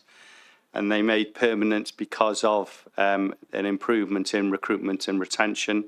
There were statistically significant improvements, more people applying for jobs, less agency workers, and less people leaving. People felt less stressed with their work. It's something that there was a public consultation to it, and there are a number of people who said this isn't fair that people are doing it, but we actually they delivered their services for less money and people were less stressed. I'm assuming that it's not in this covered in this particular piece of work, and I would wonder why it isn't and should it be. Thank you. Thank you. Sarah? Hi, Chair. Yes, if I could just come back in on that. So what we're going to be looking at really is what councils are doing to try to address some of those kind of challenges. So that may well come up as part of that piece of work, depending on the kind of things that those councils in Wales and the Vale of Glamorgan are doing. I know we'll probably also be looking to draw out any themes or any of the kind of wider learning. So I'll take that point back to the kind of central team who's going to be doing this piece of work to make them aware. But I think we're not focusing in on that per se, but it will depend on what we find as part of this piece of work. Thank you, Sarah. Are there any other questions? Sarah, can I just ask you one question in regards to the study on the corporate joint committees follow-up? And it says scope to be confirmed, follow-up on previous local government studies. Could we add into the mix there, or could the Auditor General add into the mix there the finalisation of the joint committee accounts, given that they've been delayed for the last several years, and they're actually delayed again this year? So I'm just wondering whether the Auditor General would be picking that matter up as a matter of urgency, given that certainly in the Vale letter which he sent to us, he said that in forthcoming years, you know, it could be a misstatement in the accounts, so therefore it could be fairly serious. And again, in another meeting I was at this morning, it was raised exactly again that, you know, given the increase of the contributions, then it's going to be fairly significant for local authorities. And, you know, if local authorities can deliver their accounts by the 30th of June, then why can't the CJC? So just to come back in on that, yeah, I mean, obviously I'm aware there's been quite a lot of discussion at a number of audit committees, or governance and audit committees, I should say, about this point. I'm aware that there's ongoing discussions with the CJC, both, you know, with ourselves, but also between the CJC and the 10 sovereign, you know, constituent bodies, if you like, to discuss the impact of all of that. I mean, ultimately, responsibility lies with the CJC, obviously, to reduce their accounts, but those discussions are most definitely happening. I'll take that back to the, you know, in terms of our scoping of that piece of work, there were a number of other kind of ongoing kind of early findings, I guess, that we looked at when we did that original piece of work, and we'll be keen to see some progress around that. So some of it's just very much in the governance space, but some of it is more in terms of them getting procedures and policies and things like that up to date. But I'll take that back. And so we haven't confirmed the scope of that piece of work yet. Yeah, thank you, Sarah, because obviously it has a huge effect on the 10 authorities' accounts, given what they put in the accounts. So if that could be picked up, I'd be extremely grateful. Are there any other questions? No. Are there any comments? No. The recommendation there then is, let me find it, that we note the contents of the report, and that the number 2 is that the report we refer to Cabinet for their oversight. Someone prepared to move, please? Councillor Goodjohn, Chair, and Councillor Hooper. Councillor. Thank you. Thank you very much. Anyone against? No, thank you very much. Next item is the Governance and Audit Committee decisions and action tracking. Gareth? Yes, Chair, I'll probably best if I take this because I obviously did write the report. Makes sense. Just very briefly, Chair, the members did request a decision tracker last September, and that was put together, and members were updated on a quarterly basis. Since then, Chair, Appendix A is all resolutions for last year, 2024-25. In the last meeting, Chair, in June, members did request a more in-depth tracker looking at all actions. So from this municipal year, Chair, 25-26, includes all resolutions and also informal actions that the committees have mentioned during meetings. For obviously this year, Chair, Appendix B just covers the one meeting, so there's a few ambers on there, and that just relates to reports getting referred to Cabinet, and the next update will just carry on from where we left off with this one, Chair. So, over to members. Thank you. Yeah, can I again say thank you for bringing this and getting this together, Gareth. Again, as I say, you do quite a lot of work for us, and I'm sure you've got other jobs as well. So fitting this in has been extremely grateful. Any questions on the on Gareth's report? Nope. Any comments? Nope. Okay, if we got the recommendation. Yeah, no comments, Chair. Thank you. Thanks, Gareth. If we got the recommendation that we note the contents of the report, someone prepared to move, please. Councillor Goodjohn, Chair. Thank you. And a seconder? Councillor Hooper, thank you. Thank you very much. Anyone against? No. Thank you very much. Next item, number 12, unaudited statement of accounts, 2024-25. Is that Gemma or Matt? We've kindly let Gemma have a couple of weeks leave. Oh, well done. So you've got me, but well overdue. She's had a huge year, and it's I can't understate how much work she's put into this. Pulling the council statutory accounts together is just a huge effort. It gets more and more technical year on year. So I feel a bit of a fraud presenting this rather than her, because she should be presenting on the really good work she's been doing. So we've got she's kindly and she did this yesterday afternoon for me just as she was booking her flight. She's pulled some slides together for me to present to you this evening. I'm familiar with most of the content, but go easy with me if there's any particularly technical questions that you want to ask. It was about 20 years ago. I was chief accountant at Oxfordshire, and things have moved on quite a bit since then, I can tell you. What we're going to do, it's about just 8 or 9 slides, and this is what I'll cover. So just cover some of the key impacts that were impacted on the accounts, some key headlines. Obviously the work's going on with Audit Wales already, so just some ongoing and emerging issues, and then update on the shared regulatory services accounts and some next steps as well. So if we move to the next slide, so right at the top, it is a small finance team here. It's not massively resilient, so resources do continue to be an issue for accounts preparation, and that's the case for 2024-5. And we've had an accounts receivable implementation running alongside this. So we've bring in the accounts receivable module in Fusion up and running. Going forward, it's going to be a real positive thing. It's a really good module. It'll improve our performance around that area in general, but we've had some teething problems, and certainly Gemma, along with our accounts receivable team as well, and that sits in Exchequer. So this is part of the remit of our council tax manager as well. So that has put quite a lot of pressure on the team this time. There has been some long-term sickness as well, and when you do have a small team, that does put a lot of pressure on.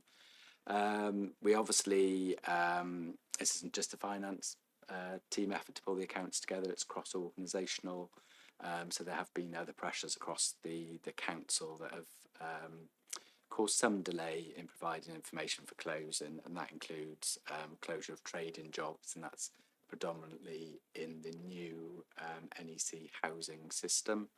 And there's been some challenges around reconciliations and some quality of accruals in some areas that we need to go back and challenge on, and that's taken more work.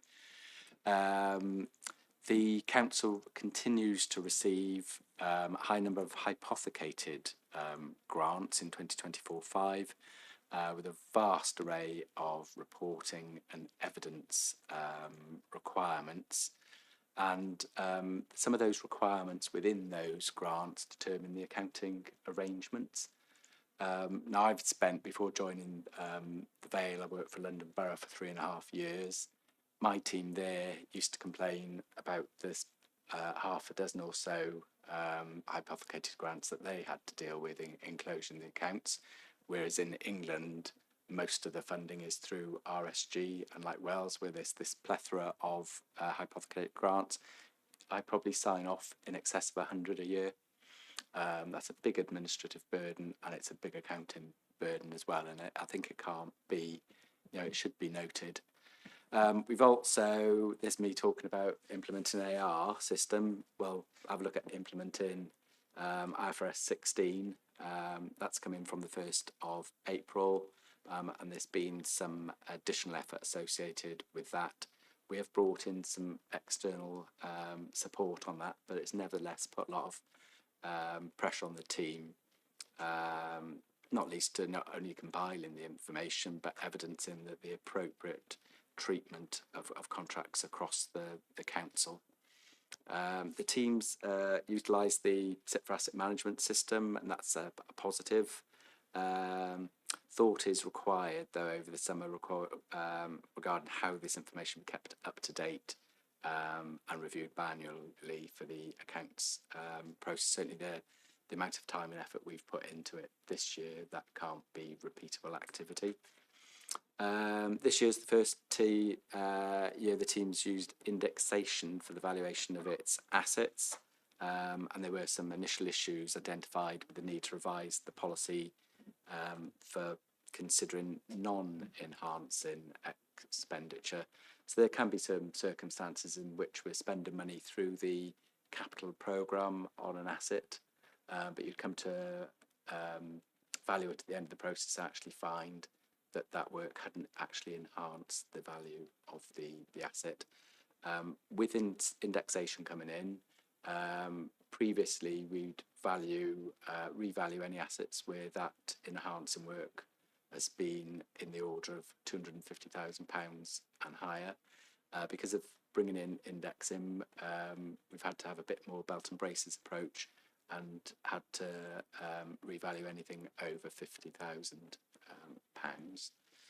So that's put some pressure on the team as well. There's been some change in control in the ledger controls, change in personnel in the ledger control space. That's caused some delay. Thankfully, there's relatively low turnover in the team.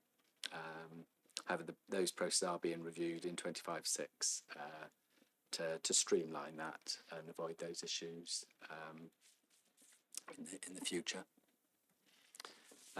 Then some key headlines, please. So, and some of this I'm drawing directly from the content of the report now. So, usable reserves have reduced by £12 million to £77 million from £89 million in 23/4, and colleagues and councillors will have seen some of this in our end of year reporting to Cabinet as well. Of that, £1.9 million relates to an increase in the general fund, and that was an increase that we brought through in our budget setting back in March, where we were recognising the pressure on reserves and the need to have more cover for general risk in our general fund reserve.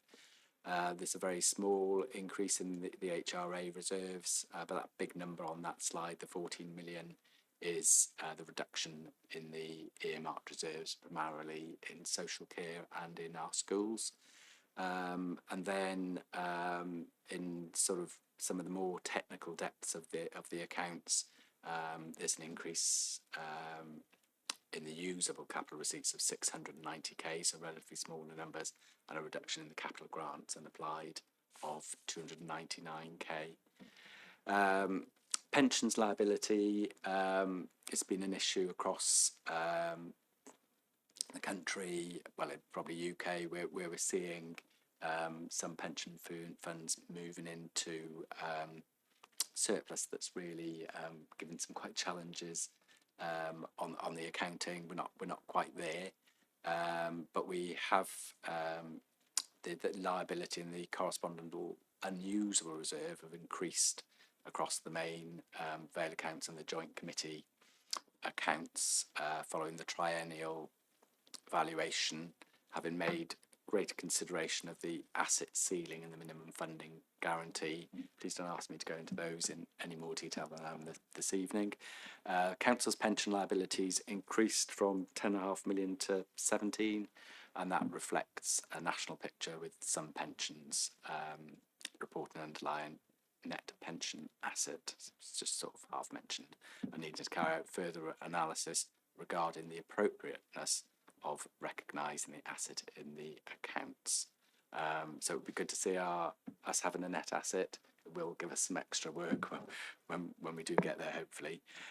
Value of property, plant and equipment has increased to £979 million.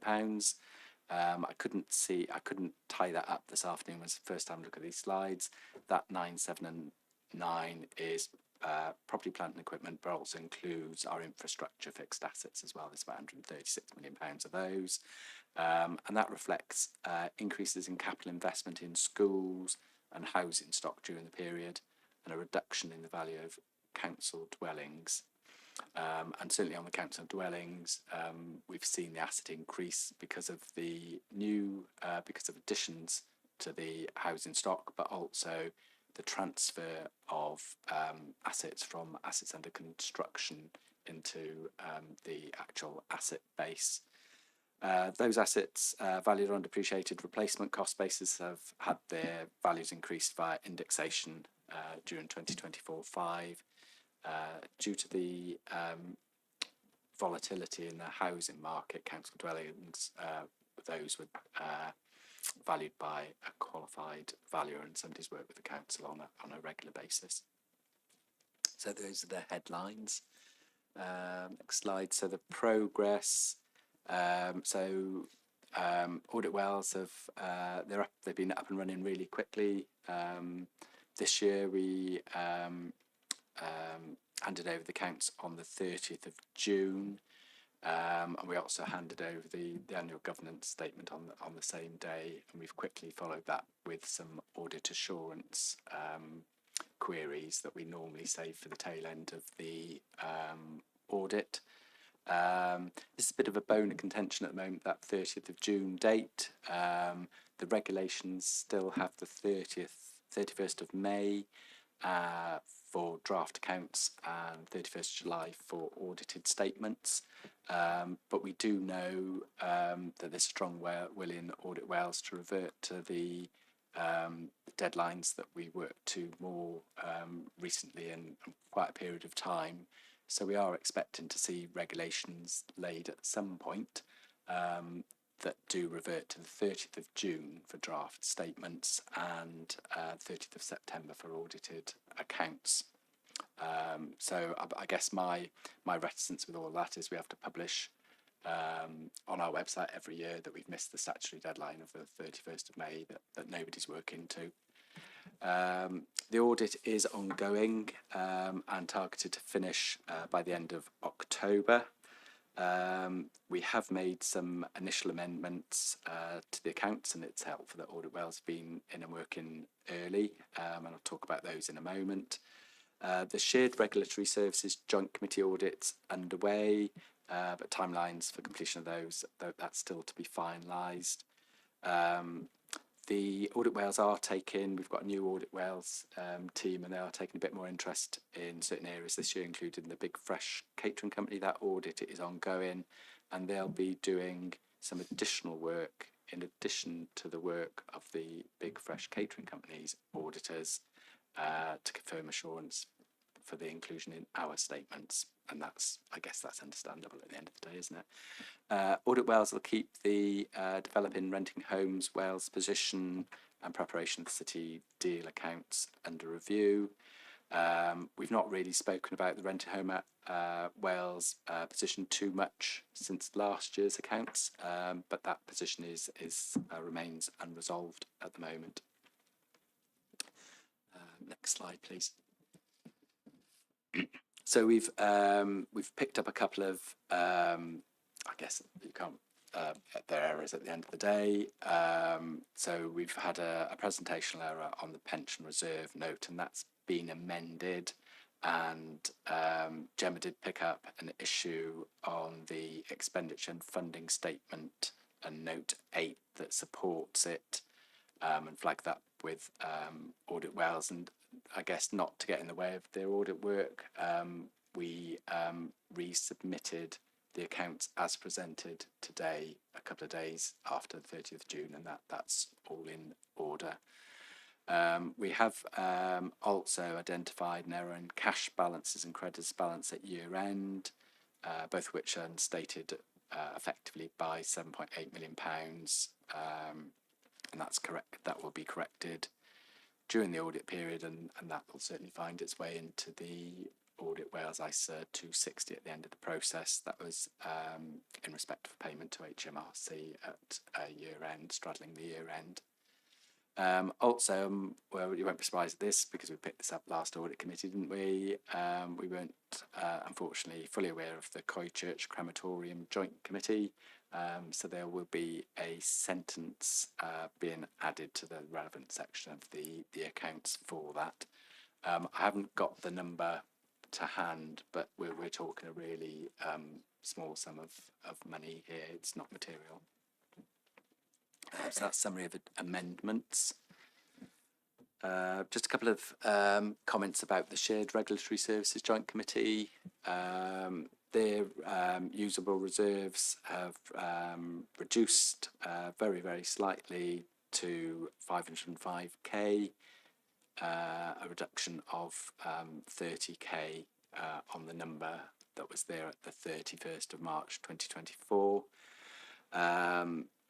We report through to the Joint Committee during the course of the year on a quarterly basis. So the overspend and the pressures have been well publicised. They're primarily, though, on the authority-specific services rather than the core services. So those are being discussed with the relevant partner authorities. And then the remaining core element is outlined in the SRS outturn report. Their pension liability has also reduced marginally within the year, smaller sums than obviously in the council's main account, so down from 780k in 23-4 down to 700k in 24-5. The audit timelines are slightly different to the main accounts, and Audit Wales will always prioritise the county accounts ahead of others. All accounts and working papers have been supplied to Audit Wales as of the 30th of June, so it's important that we keep our end of the arrangement up.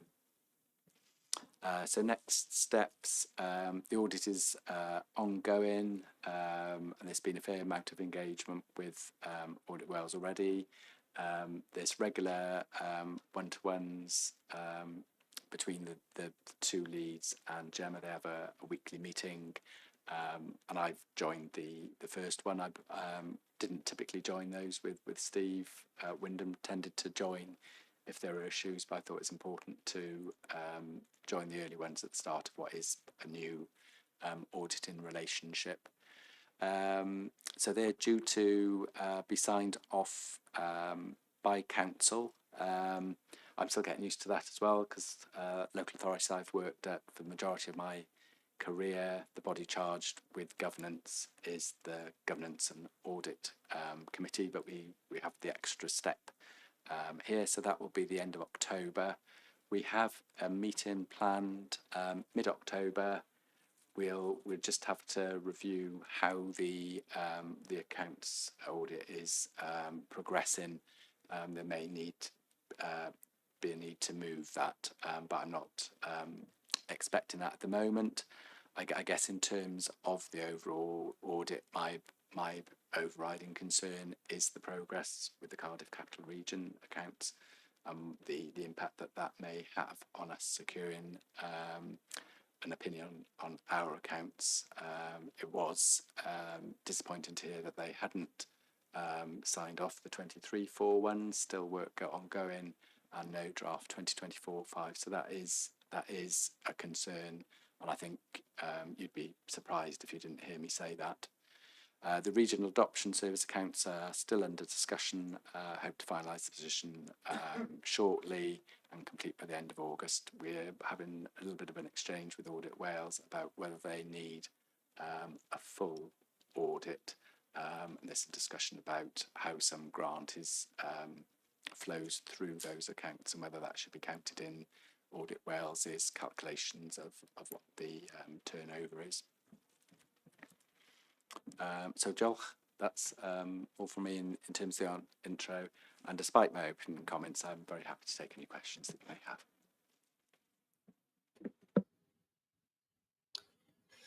Well, thank you for that, Matt. Thank you for the slides. Just to completely endorse what you said in regards to Gemma and her team, they are to be congratulated for getting the draft statement of accounts ready and actually submitted to the Auditor General on the 30th of June.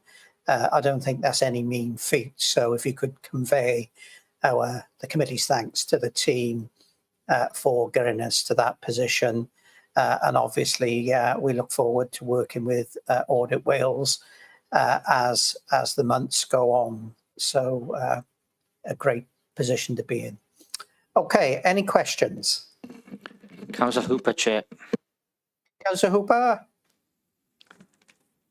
Thank you, Chair, and thank you, Matt. Just broad, brief things, I think. We've heard you when it talked about hypothecated grants. I think that's landed.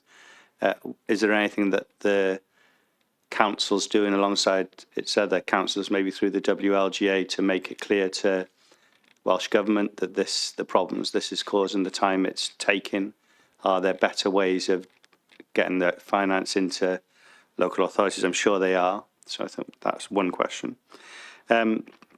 Second question, I notice on the valuation, the qualified valuer, I presume is using some sort of housing market metric to be able to value our houses.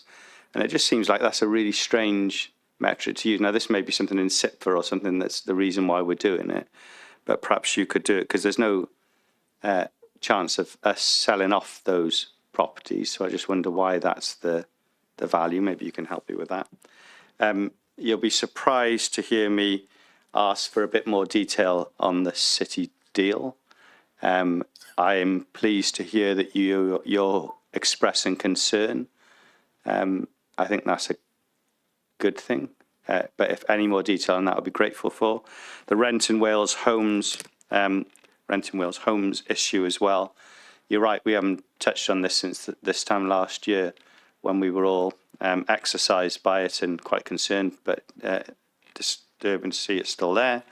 And the last one, and I appreciate this is a small one, Coed Church Crematorium Joint Committee. We've got our own crematorium now in the Vale of Glamorgan. Why have we still got a joint committee for Coed Church? Is this something that the council should be looking at doing? Maybe I should have asked that question in Gareth's comments earlier, so I apologise for that, Chair. Matt? So there's been quite a lot of lobbying about the number of grants that come through to us, and I do sign some off at quite low value as well. And that certainly the Society of Welsh Treasurers have been lobbying alongside WLGA. We've seen very little movement, and so it's something we're going to have to keep the pressure on, rather. The HRA assets, there's what's called a sort of beacon approach to valuation. So we group them in like property types. So one bed flats, 1930s to 1950s build sort of thing, and group those. The valuer will then sample one or two from each of those beacon groups and value those against, and I take your point, because of the regulation will value them against market value of similar properties. is the general approach. City deal, I've got nothing to add, I'm afraid. We had, before our last meeting, we'd had, and this is all with the Section 151 officers in the City deal region, we'd had an email from their 151 officer give us an update of where they are, and I've got nothing further to add from what I had from them a few weeks ago. Renting Home Act, it's gone really quiet. So again, there's nothing to add on that, but some of the litigations and cases that are going forward, there's been really slow progress on those. And then Coy Church Crematorium, I'd certainly have to go away and have a little dig around on that one for you. Thank you, Matt. Chair, Super. Chair, do you mind? I just think that we as a committee should again perhaps see what we can do to force some response from the City deal. We are, again, this is something year after year after year, and we just are left with, I appreciate Matt has no further information, and I understand and accept that, but frankly, it's not good enough. The suggestion at this complex, we've had this conversation here before, I think is not a valid, in my opinion, as a previously a non-practicing but qualified accountant. I don't think that's a fair thing to say. So I'd like this committee perhaps to, within its, whether it's got some powers to be able to at least raise the concern so the public know that on their behalf we don't think this is good enough. Thank you, Councillor Hooper. Are there any other questions? Are there any comments? Councillor Goodjohn, Chair. Oh, Councillor Goodjohn. Yeah, thank you, Chair. I just wanted to agree with everyone else about the fantastic work of the accounting team this year and Gemma's team and yourself, of course. It's been fantastic to see us reach the 30th of June deadline. Well, future deadline. I just wanted to say about the reserves. I think it was really positive to see the outcome this year, considering the dramatic overspends that we've seen in the year 24-25 that were unexpected, the use of reserve. So I think it is positive to see that the situation is not dire yet by any means, and I think in comparison to other local authorities in Wales, we are pulling our weight definitely in making sure that we are being financially prudent at all times. I know that you are probably about to give us a mark of caution regarding this, which is right and only proper, but on the whole it was, I thought, considering the overspend that had to be done regarding school deficits and social services, better than it definitely I was expecting to see at the in these accounts.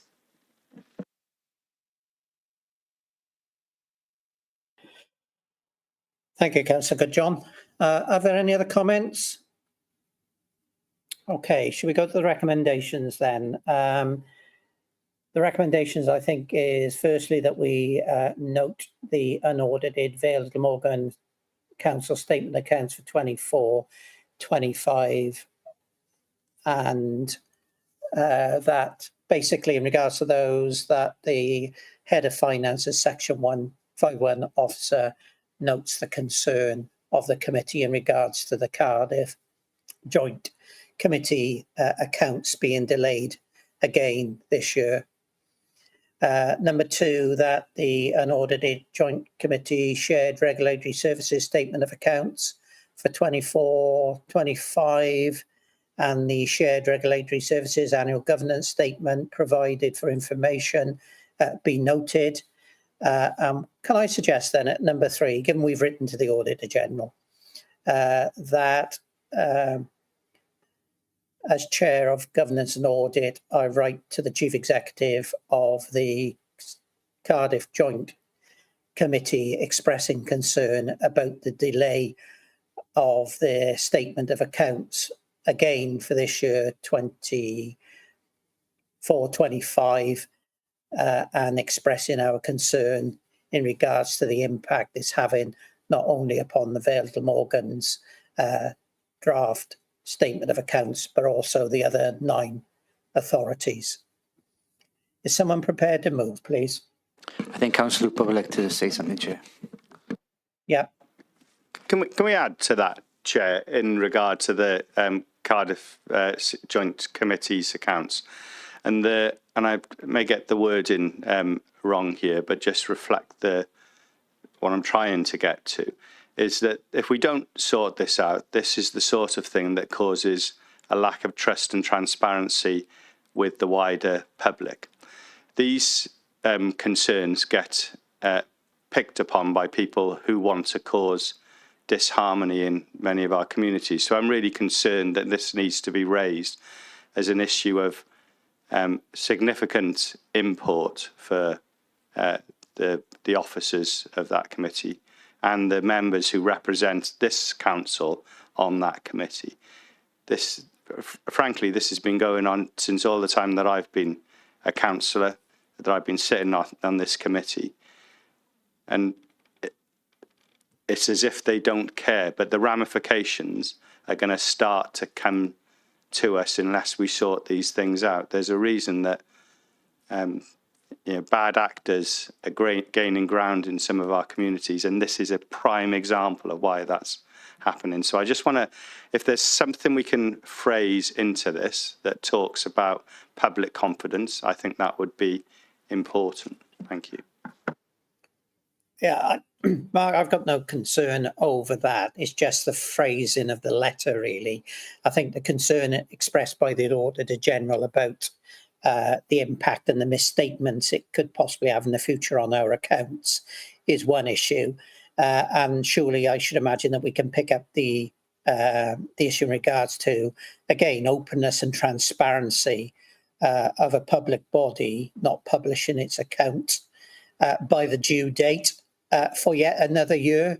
So if you could leave that to Gareth and I and Matt to phrase a letter on behalf of the committee, and if it comes from me, it keeps Matt and his working relationship with the 151 hopefully, okay. At least they can vent their feelings out on the Chair of Governance and Audit. But I think that's the way forward if committee would agree. Yeah, there's a nod there from Councillor Hooper, Chair. Yeah, thank you for that. So we've got a mover of the recommendation. Can I have a seconder, please? Councillor Goodjohn has seconded, Chair. Thank you, Councillor Goodjohn. Anyone against? No. Thank you very much. Next item is the draft annual governance statement, 24-25. Matt? Yeah, good evening all. So this annual governance statement, another of our statutory requirements. I'm just going to spend a couple of minutes introducing this report actually. So statutory requirement forms part of the council's overall statement of accounts for 25, which is tiered, and it's audited alongside that statement by Audit Wales. And again, we provided Audit Wales with the draft 30th of June, which is possibly earlier than we've done in recent years as well. The council is accountable to its residents and other stakeholders, so it's essential that we do have that really sound system of governance. Some time ago, the council adopted the Sit for Solace framework, delivering good governance in local government 2016. And that actually forms the basis of the Code of Corporate Governance in section 23 of the Council's Constitution. And that section of the Constitution actually stipulates the requirement to review performance against that element of Constitution on an annual basis. There are 7 principles in the framework, and the Constitution actually sets out in some depth what the purpose, scope of those principles are and the arrangements the council has in place against them. The annual governance statement then makes an annual assessment of our governance arrangements against this framework, giving an overall assessment and highlighting any areas for improvement. We've certainly been conscious, and I think you've raised it here in any case, that the AGS has grown somewhat organically over the years, and it's been quite a hard read, and consequently not putting across the key messages that it needs to as effectively as it should. So we've given it quite an overhaul for 2024-5. That's been quite a job in that different elements of the different principles within the governance framework aren't owned by individual officers. There's shared responsibility for them. So giving it that overhaul on a consistent basis has been a bit of a challenge. So to that extent, I'd say it's work in progress. I think we're heading in the right direction, the way in which we're presenting the AGS now, but there is a bit more to be done. It's still over 40 pages, and I think we can take it back a little bit further. So just to highlight some of what we've done with it this year, there is now an executive summary, sets out the purpose, key improvements and developments, as well as the overall assessment. So it is possible to pick up the AGS and have a relatively quick overview of the key messages from it. There's then a brief section setting out the Council's overall governance arrangements centred around that code of corporate governance, and there's a useful chart in the document. It's a bit difficult to read in places, and I'd like us to simplify that and make it a bit clearer going forward. The main body then of the AGS looks at each of those 7 principles in turn, and this is where we have attempted to do some streamlining, as there was a lot of duplication with the actual code of corporate governance. So the AGS on an annual basis just repeating swathes of that code of corporate governance. So what we've been attempting to do, and there's been mixed success on this, is just give a flavour of those arrangements that are in place in the relevant section, and then highlighting any improvements made in year and any areas where we need to develop still further.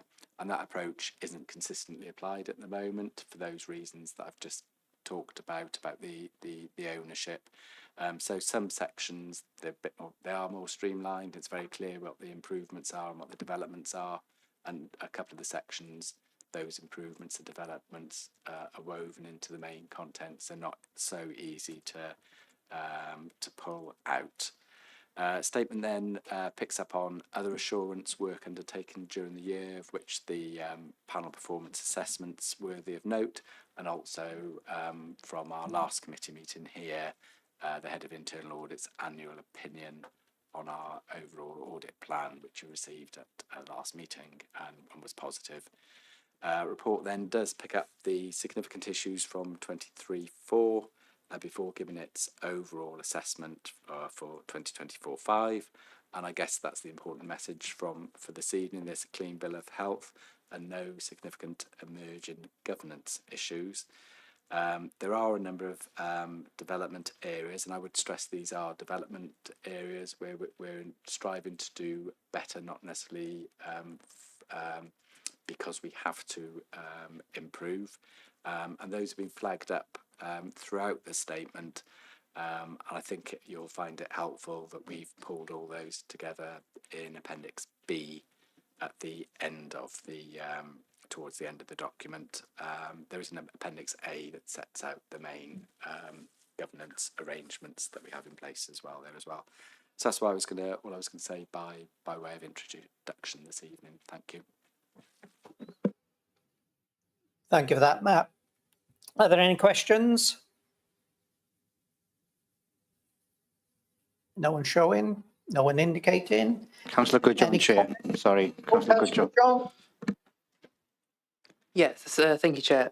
Sorry, before I make a comment on it, I just want to ask if in future iterations of the statement you're planning on having more specific relevance between the areas for improvement in each different principle, and in the next year saying what you achieved, what wasn't achieved from those areas of improvement on a principle by principle basis. Since you've laid it out in that way this year, are you going to carry that on?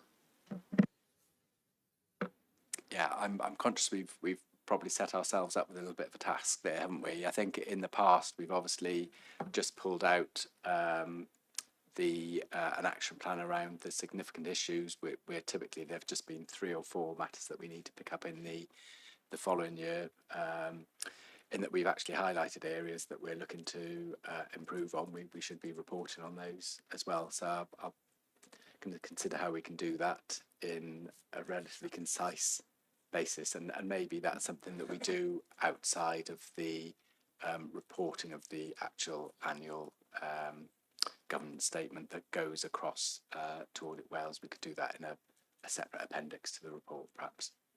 But we'll have a look, see what works, and we'll have some discussion with you during the course of the year. Thanks, Matt. If there are no other questions, any comments? Councillor Goodjohn, Chair. Thank you, Chair. As you can see, I'm sticking strictly to your guidelines. So, so I think this is a much improved document to what was, I think, pretty copy-paste. Tick box exercise is no longer a tick box exercise. We're keeping up with that motto. I think it's fair to assess, considering what we talked about from the annual assessment, that this, at the moment, is the bulk of what we consider to be, when we're asked the question of how good is our governance arrangements, this is the bulk of it. And so, therefore, using a principle by principle basis to set out what we're attempting to do, what we're attempting to improve on, is much better, I think, than having the kind of broad system. I would love to see in the next version of the report, as you say, condensed version, but what has gone well in the year, what you hit from what was stated last year of areas of improvement, and what didn't, areas for improvement for next year, and an overall kind of assessment on how we feel we did this year on that principle. That, I think, is the standard to set ourselves, and overall, based on that, we can, I think, have a far better understanding of how we're making the overall assessment that we are, based on each individual principle, rather than going, okay, here's what we've done well, here's what we need to do better, and we did really well in our audits this year. I think that using the internal audits is fine on a service level basis, but when it comes to the entire council, it is subject to delays based on, you know, very tough pieces of work are going to be pushed back, quite rightly so, and therefore it's difficult to say in each year how much of that was not achieved because it was too difficult on the audit team due to pressures, or how much of that was because the particular audit was a tough one and needed to be done correctly. So saying, you know, we had 90% this year that were reasonable or substantial, for example, I don't think that is a good enough basis to have as the main source of evidence for an entire assessment. That was the point I was kind of referring to earlier. So the integration of scrutiny into the overall assessment from the self-assessment's point of view, and using the principles and using individual targets in the governance statement, I think, is a far better way of evidencing why we're making an assessment that we are. So I'm really pleased that there's been steps towards that. My recommendation would just be, in future, if we can have that principle by principle basis, it will be extremely positive in the way we do things in the future with the new corporate plan. I hope that makes sense. Thank you, Ewan, for that valuable contribution. Are there any other comments? Councillor Hooper, Chair. Oh, Councillor Hooper. I'm going to be really pithy, I think, in regard to good governance requires good scrutiny and engagement by members of committee. Tonight's been a typical example of this committee. There's been engagement by some members and complete non-engagement by others. We've got to step up. I don't know whether people read stuff, whether they engage, but I'm frankly starting to get, and if I was a member of the public, I'd be looking in thinking, what value am I getting for members who are sitting here and not engaging? Now, I'm sure that will pee some people off who are on the line if they're still around. If they're not, then that calls into question a lot of things as well. You can see it was pithy. Yeah, thank you, Mark. I think you've made that point time and time again in regards to members of scrutiny committees as well as this committee, and the questioning and all that, and non-engagement with the committee structure. So hopefully, as you said, it may well be picked up in the scrutiny review being carried out by Audit Wales, which I think you've asked for as well in a previous meeting. Okay, if there's no other comments, the recommendation, I think, is that the Governance and Audit Committee recommend that the draft annual governance statement for 24-25 be adopted by the leader and chief executive. Someone prepared to move, please? Councillor Goodjohn is moving the chair. Thank you. Can I have a seconder?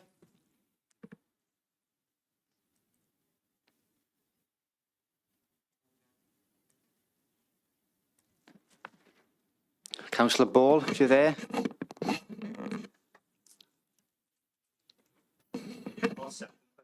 Happy to second. Thank you. Thank you very much. Anyone against? Nope, that's carried. Thank you very much. And just picking up Councillor Hooper's point, there are only 3 councillors present now at this meeting. And obviously, Matthew is still with us, Matthew Evans, the independent member. So just to make that point. Next item is the Financial Management Code 24-25. Matt, is that you again? Yeah, my last outing of the evening. So a brief intro into this report as well, and now a fairly regular report to this committee, which will go on to Cabinet on the 4th of September. Follows the implementation of the SIP for FM code quite a number of years ago now, but something was long overdue and been called for by the profession for quite a number of years. Our first self-assessment was back in 2021-22. It was introduced due to the exceptional financial circumstances councils were experiencing, especially in England, and it's certainly a case that environment very much persists currently. The self-assessment is made against 17 standards organised under 7 sections. So it looks at the responsibilities of the CFO and leadership team, the governance and financial management style, our long-term, medium-term financial management arrangements, the annual budget, stakeholder engagement and business plans, monitoring financial performance, and external financial reporting. So very wide scope across all of financial management. The full assessment is set out at Appendix A, and the Council considers that it complies well with the code. The body of the report gives a broad overview against the full assessment, and actually draws out some of the improvements and actions which have taken place specifically across over rather the last 12 months. So just 3 or 4 things probably that I want to highlight there. One is the update that we've made to the Council's contract procedure rules. They've been updated for the new Procurement Act, and there's been a fair amount of training delivered to support that. We've mentioned the panel performance assessment on a couple of occasions this evening, and it's right that we do so under this item as well. That's really been important input into our FM code assessment this year, especially with the council being the second authority to subject itself to that assessment. And then a couple of things around the budget setting. And I guess the first one I've been pushing for a couple of years and have finally got there. We actually had a quality impact assessment in place for all of our savings proposals when we launched our budget consultation back in January, and that's exactly the right thing to do if you're going to have meaningful consultation. Our residents need to understand the implications of what we're putting forward in front of them. And then, and this is something we had in plan, but I guess given an extra bit of impetus with the Audit Wales financial sustainability work, a much greater focus on financial sustainability, developing the reshaping programme over the medium term, and setting out our vision for how that helps us to balance the budget over that period of time. In line with the practice that we put in place last year, following your recommendations, we've again undertaken some independent validation of our self-assessment. I also noted your comment specifically from last year. It was a little bit more extensive too, to ensure that we're able to independently validate an entire assessment over a reasonable time scale. So this year we actually asked Internal Audit to review 2 sections which pick up 5 of the standards. So they had a look in particular at section 2, governance and financial management style, and section 4, the annual budget. Their work is appended to the report and gave substantial assurance to the work that we'd undertaken. The assessment concludes with an action plan for 25/6, and work against all of those is in progress, and good progress being made. So that's all I want to say in introduction to that report. Thank you, Chair. Thank you, Matt, for that. Are there any questions?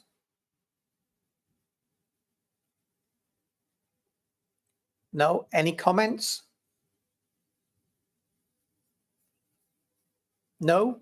If we go to the recommendations then, I think the recommendation is that we note the statement on compliance with the Financial Management Code and the contents of the review set out in Appendix 1, and that the code be forwarded on to Cabinet. Someone prepared to move, please? Councillor Hooper, Chair, and Councillor Goodjohn, seconded. Thank you. Anyone against? No. Thank you very much. Next item is the annual corporate fraud report 24-25. Joan? Yeah, thank you, Chair. Good evening. This report is to provide members of the Governance and Audit Committee with details of the actions undertaken in respect to counter fraud during 24-25, and this includes an update on the National Fraud Initiative exercise. If I just take members to Appendix A, which is the actual annual report itself, and just take you through that. Section 1 is an introduction, and it sets the scene as far as fraud and the impact of fraud for citizens and the council. 1.7 there does highlight to yourselves that in 24-25 our corporate fraud officer commenced investigating allegations of welfare fraud using the council's newly adopted corporate fraud enforcement policy. Referrals have been received from a variety of sources, including internal staff, council website and the National Fraud Initiative. And as a result, a total of £202,507 has been identified as recoverable fraud. If I take you down to section 2, lists the proactive work that's been undertaken during 24-25. The council's counter-fraud strategy and framework underpins the council's commitment to prevent all types of fraud, bribery and corruption. And it sets out the developments and actions the council proposes to take over the medium-term future to further improve its resilience. These steps to support continual improvement are shown at Annex 1 of the report, and the progress that has been made are under the headings below. So the council has a fraud risk register in place, and it details the considerations and items that are on the register. And obviously it's important for the council to acknowledge the risk of fraud and undertake an assessment how it prevents, detects and pursues money and assets obtained fraudulently. It's also a useful tool across the council, particularly when we're putting together our audit plan. During the year for policies, the fraud policies were brought to this committee in January 2025. They're listed for you, and it's also important to note that fraud is also covered in other policies of the council, which again listed for you. Training and fraud awareness is another key element. During 24-25, the council's intranet or staff pages were updated, and staff also have alerts posted to them when appropriate. In addition, the external web page for benefit fraud referrals was also developed and updated, and this led to significant improvement in terms of quality and quantity of benefit referrals received from the public. The Corporate Fraud Officer also continued to deliver fraud awareness sessions in person and remotely during the year. In total, 59 employees attended the sessions during 24-25, and further sessions are scheduled to cover during 25-26. Finally, in this section, a fraud prevention e-learning module was launched towards the end of 24-25. This has been made mandatory for key roles throughout the council and optional for others. And it's hoped then this will give everybody an understanding of how fraud may occur and what to look out for. If I take you now to section 3, which is the National Fraud Initiative. As you know, this is a biennial exercise coordinated in Wales by Audit Wales, and data is extracted from the council systems and reports, and this data is matched with other data submitted from other local authorities, DWP, NHS and Trust, the police, housing associations, etc. Just important to note that when a match is found, it is not in itself evidence of fraud. It may be an error or an inconsistency that requires further investigation, or in fact an opportunity for data cleansing. The data received from the January 2023 release continued to be examined in 24-25, and table 1 in the report gives you the matches that were addressed during 24-25.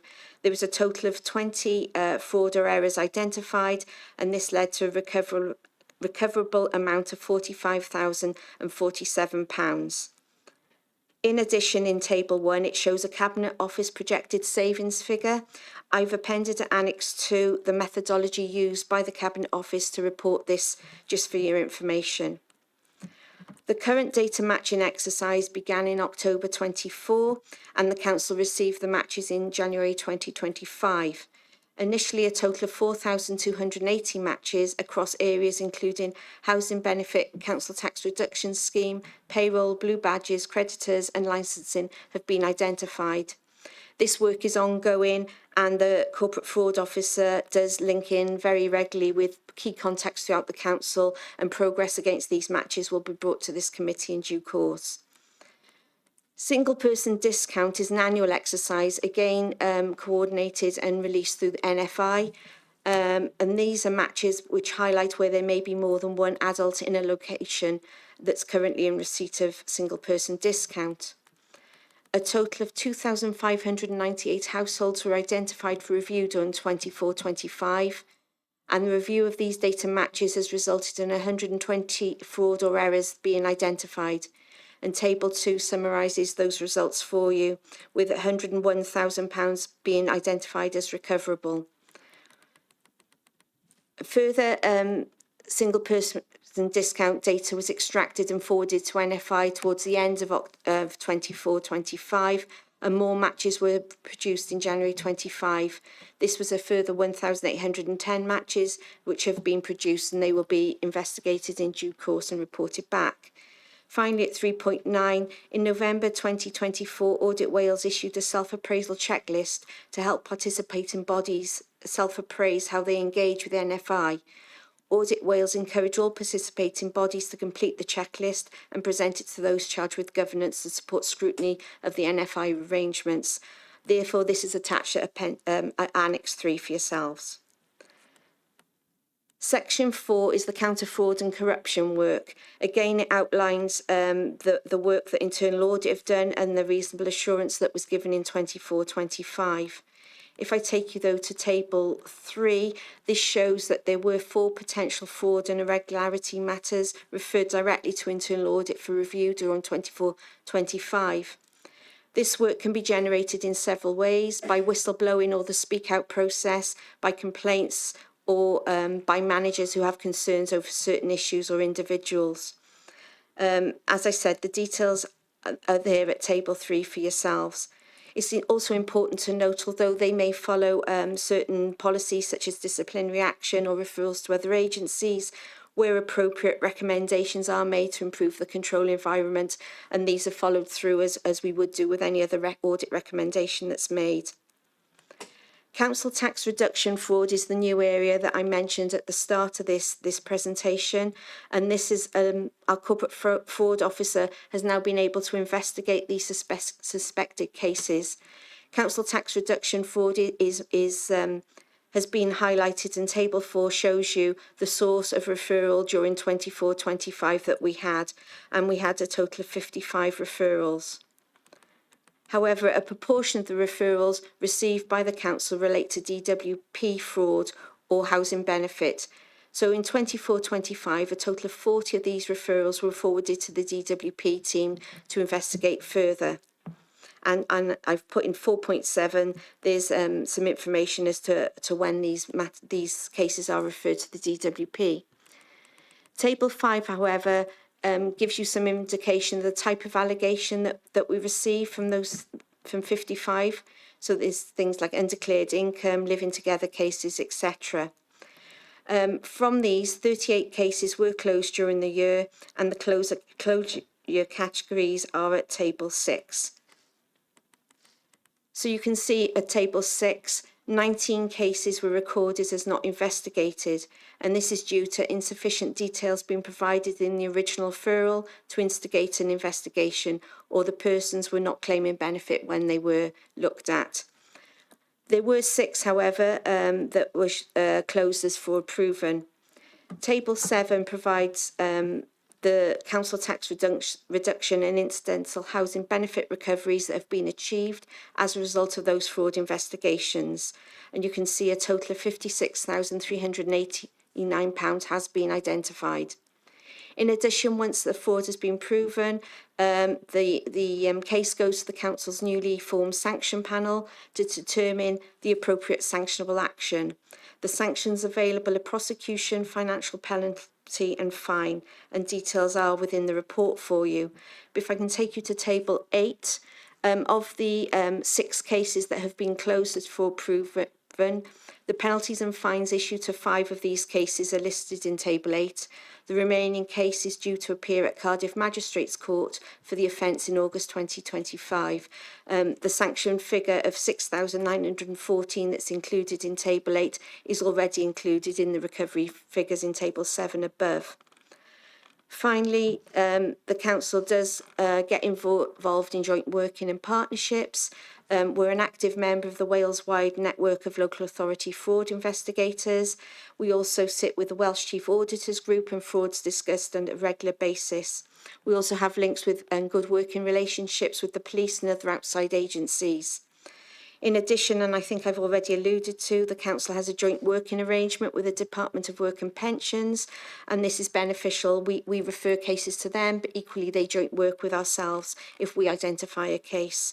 We've also established very good working relationship with the council's revenue and benefits teams, and as I said, we've developed now undertaking investigations where possible fraud has been identified and investigated. It also goes without saying that the fraud officer works very closely with the Bridgend Council and Merthyr Council, the areas that we're responsible for as far as a regional internal audit service. So although the arrangement isn't including fraud, there is a very strong working relationship across all 3 councils. That's all I'd like to say, but I'm happy to take any questions. Thank you.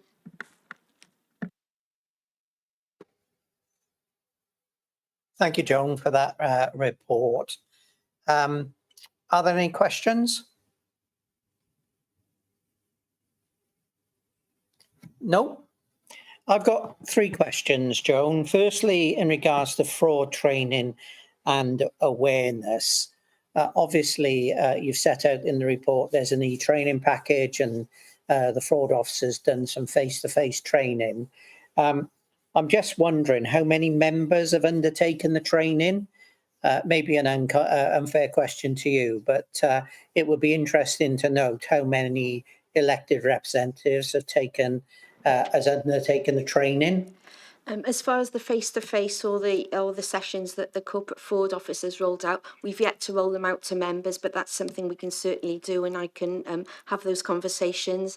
I think the newly formed fraud awareness training that's on our internal IDEV package, I think was going to be rolled out to members, but again, I'm not sure if that's been done, but I can certainly find out for you and let you know. Yeah, if you could, that would be great. Second question is, throughout the report, you've said that there are figures identified as recoverable. Do we have the actual figures that have been recovered? Because obviously some of them are quite substantial, the single person's discount, etc., etc. Do we have the actual figures that once they're identified, how much has been recovered? No is the short answer. They are recovered through usual recovery processes, but it's very difficult to identify when it's actually recovered, because in some cases they're written back onto accounts, so they're recovered over quite a long period of time. We can give you figures as far as the penalties and the sanctions that we give, because we recover those in a different way. So we'd be able to tell you if those have been paid. But as far as the recovery of the council tax reduction or benefit, I think that would be more challenging. But I can certainly speak to colleagues to find out if it is possible. Yeah, it would be useful, given that we are told what the recoverable figure is, but we can't say what we actually recover. So those figures would be useful.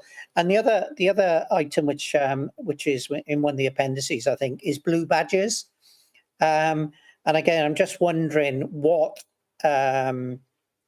enforcement has been undertaken, if any, in regards to blue badges, because I read in the press, it was either this week or towards the end of last week, that several of the big superstores, Tesco's and such like, are about to launch enforcement in regards to blue badges and misuse of spaces within their stores. So I'm just wondering whether the Vale has undertaken any prosecutions or any enforcement in regards to blue badges. Hello. As far as the NFI match is concerned, that is more of a cleansing exercise. So there was no action taken as far as that. It was a desktop data cleansing exercise where we would recover the badges if we were aware of people had deceased, etc. We haven't done any active work. That's something perhaps we need to speak to our colleagues in SRS, Shared Regulatory Services, and consider moving forward. Yeah, again, whether it could be a joint exercise with colleague authorities, really, because I know blue badges and the misuse of blue badges perception is quite great. People are using a blue badge for the purpose they're not entitled to it, or they're using another person's blue badge. So it would be useful if we could get some sort of process on that, because I should imagine the number of blue badges in the Vale is quite substantial. If there's no other questions, any comments? Councillor Hooper, Chair. Councillor Hooper. Thank you, Chair, and I'm pleased for all the work that goes on to prevent fraud across the Vale. But I think one thing that there's context that's important here. The tax gap in the UK is estimated to be £36 billion. About 12.4 billion is via tax evasion and tax avoidance schemes. About 5.5 million is by criminal enterprises that do it at will. Sometimes we spend a lot of energy demonising people for small amounts of money. I think it's right that we tackle fraud. This isn't a get out of jail free card for people who are committing fraud. But I think in context, we need to have these conversations in the round. And one of the reasons public services are so underfunded in this country is that we allow tax to be unpaid, and we very rarely deal with it, and it never comes up in conversations. So I'm just making a very broad comment. Thank you for the time, Chair. Thank you for that very broad comment. You know, at the end of the day, we're dealing with public money, as you quite rightly say, and it does, you know, we do need to be accountable for it. Councillor Goodjohn, Chair. Gareth? Yeah, Councillor Goodjohn's comment. Councillor Goodjohn. Let me have a specific comment then. When it comes to training for elected members regarding fraud and anti-corruption, can we make sure that it's as relevant as possible for the posts? As I know that a lot of fraud work being done here is regarding council tax and single payer discounts, etc. So let's make sure that it's relevant on a corporate scale if there is going to be training made available for our our field of work. Yeah, thank you for those comments. Any other comments from anyone? No? Okay, go to the recommendations. Basically, that we note the contents of the report and the measures in place and the work being undertaken to prevent and detect fraud and error. Someone prepared to move, please? Councillor Hooper, Chair, and Councillor Goodjohn. Thank you. Anyone against? No. Item 16, the forward work programme. Joan? Okay, thank you, Chair. So this is the regular report that you receive. The forward work programme proposed agenda for the next meeting is included in the body of the report. The next meeting is scheduled for the 15th of September, and the detail is at Appendix A. But as I said, the proposed items are in the body of the report. I've made some notes. So if there's been any changes during the meeting, we can add those in. Thank you for that, Joan. Are there any questions? Councillor Hooper, Chair. Councillor Hooper? We're just about to turn 3 hours on this meeting. Appreciate that some of us have contributed some of it, but I just wonder whether there were things on this meeting that could have been dealt with at another meeting. I wonder whether actually we often have long meetings at this committee. Do we have enough committee meetings to cover the data, because to cover the stuff that's in front of us? Because 3 hours is too long to concentrate on things that are really quite important. Yeah, thank you for that. I was going to raise that issue. You've taken the words out of my mouth. I sit on another committee in another authority. We had 17 items on the agenda last week, and we only got halfway through, and I finished meetings at 3 hours because I consider 3 hours is long enough. You know, we shouldn't go on any longer than 3 hours, and actually we're currently looking at splitting the agenda now into two and looking at getting additional committee meetings. You never know what's going to come out of an agenda, and I endorse what you say, Councillor Hooper, because it's been quite an intense, long meeting, lots of meaty items, and you know, to do them justice, you need the time to do so. So before I close the meeting, though, the recommendation is that we endorse the schedule of items for the next meeting on the 15th of September. And someone prepared to move, please? Councillor Goodjohn, Chair, has moved. Thank you. Can I have a seconder? Yeah, Councillor Hooper, Chair. Thank you. Anyone against? No. Next item on the agenda is any other items, which is number 17. There aren't any. And then in regards to the closed session, item 18, I'm not prepared to move the closed session, but there aren't any items anyway. As I said, I will pick up with Tom and his colleagues in regards to the length of meetings and the number of items on the agenda, and give consideration to maybe call in some additional meetings to discuss the big ticket items in the future. But can I just say thank you to those who actually stayed a distance. There are only 3 councillors present. There is one other independent member, Matthew, so thank you very much. Thank you to the officers as well for staying for 3 hours. It is greatly appreciated. I hope that the committee does add value to the council's democratic process. And on that basis, I close the meeting. Thank you all for attending.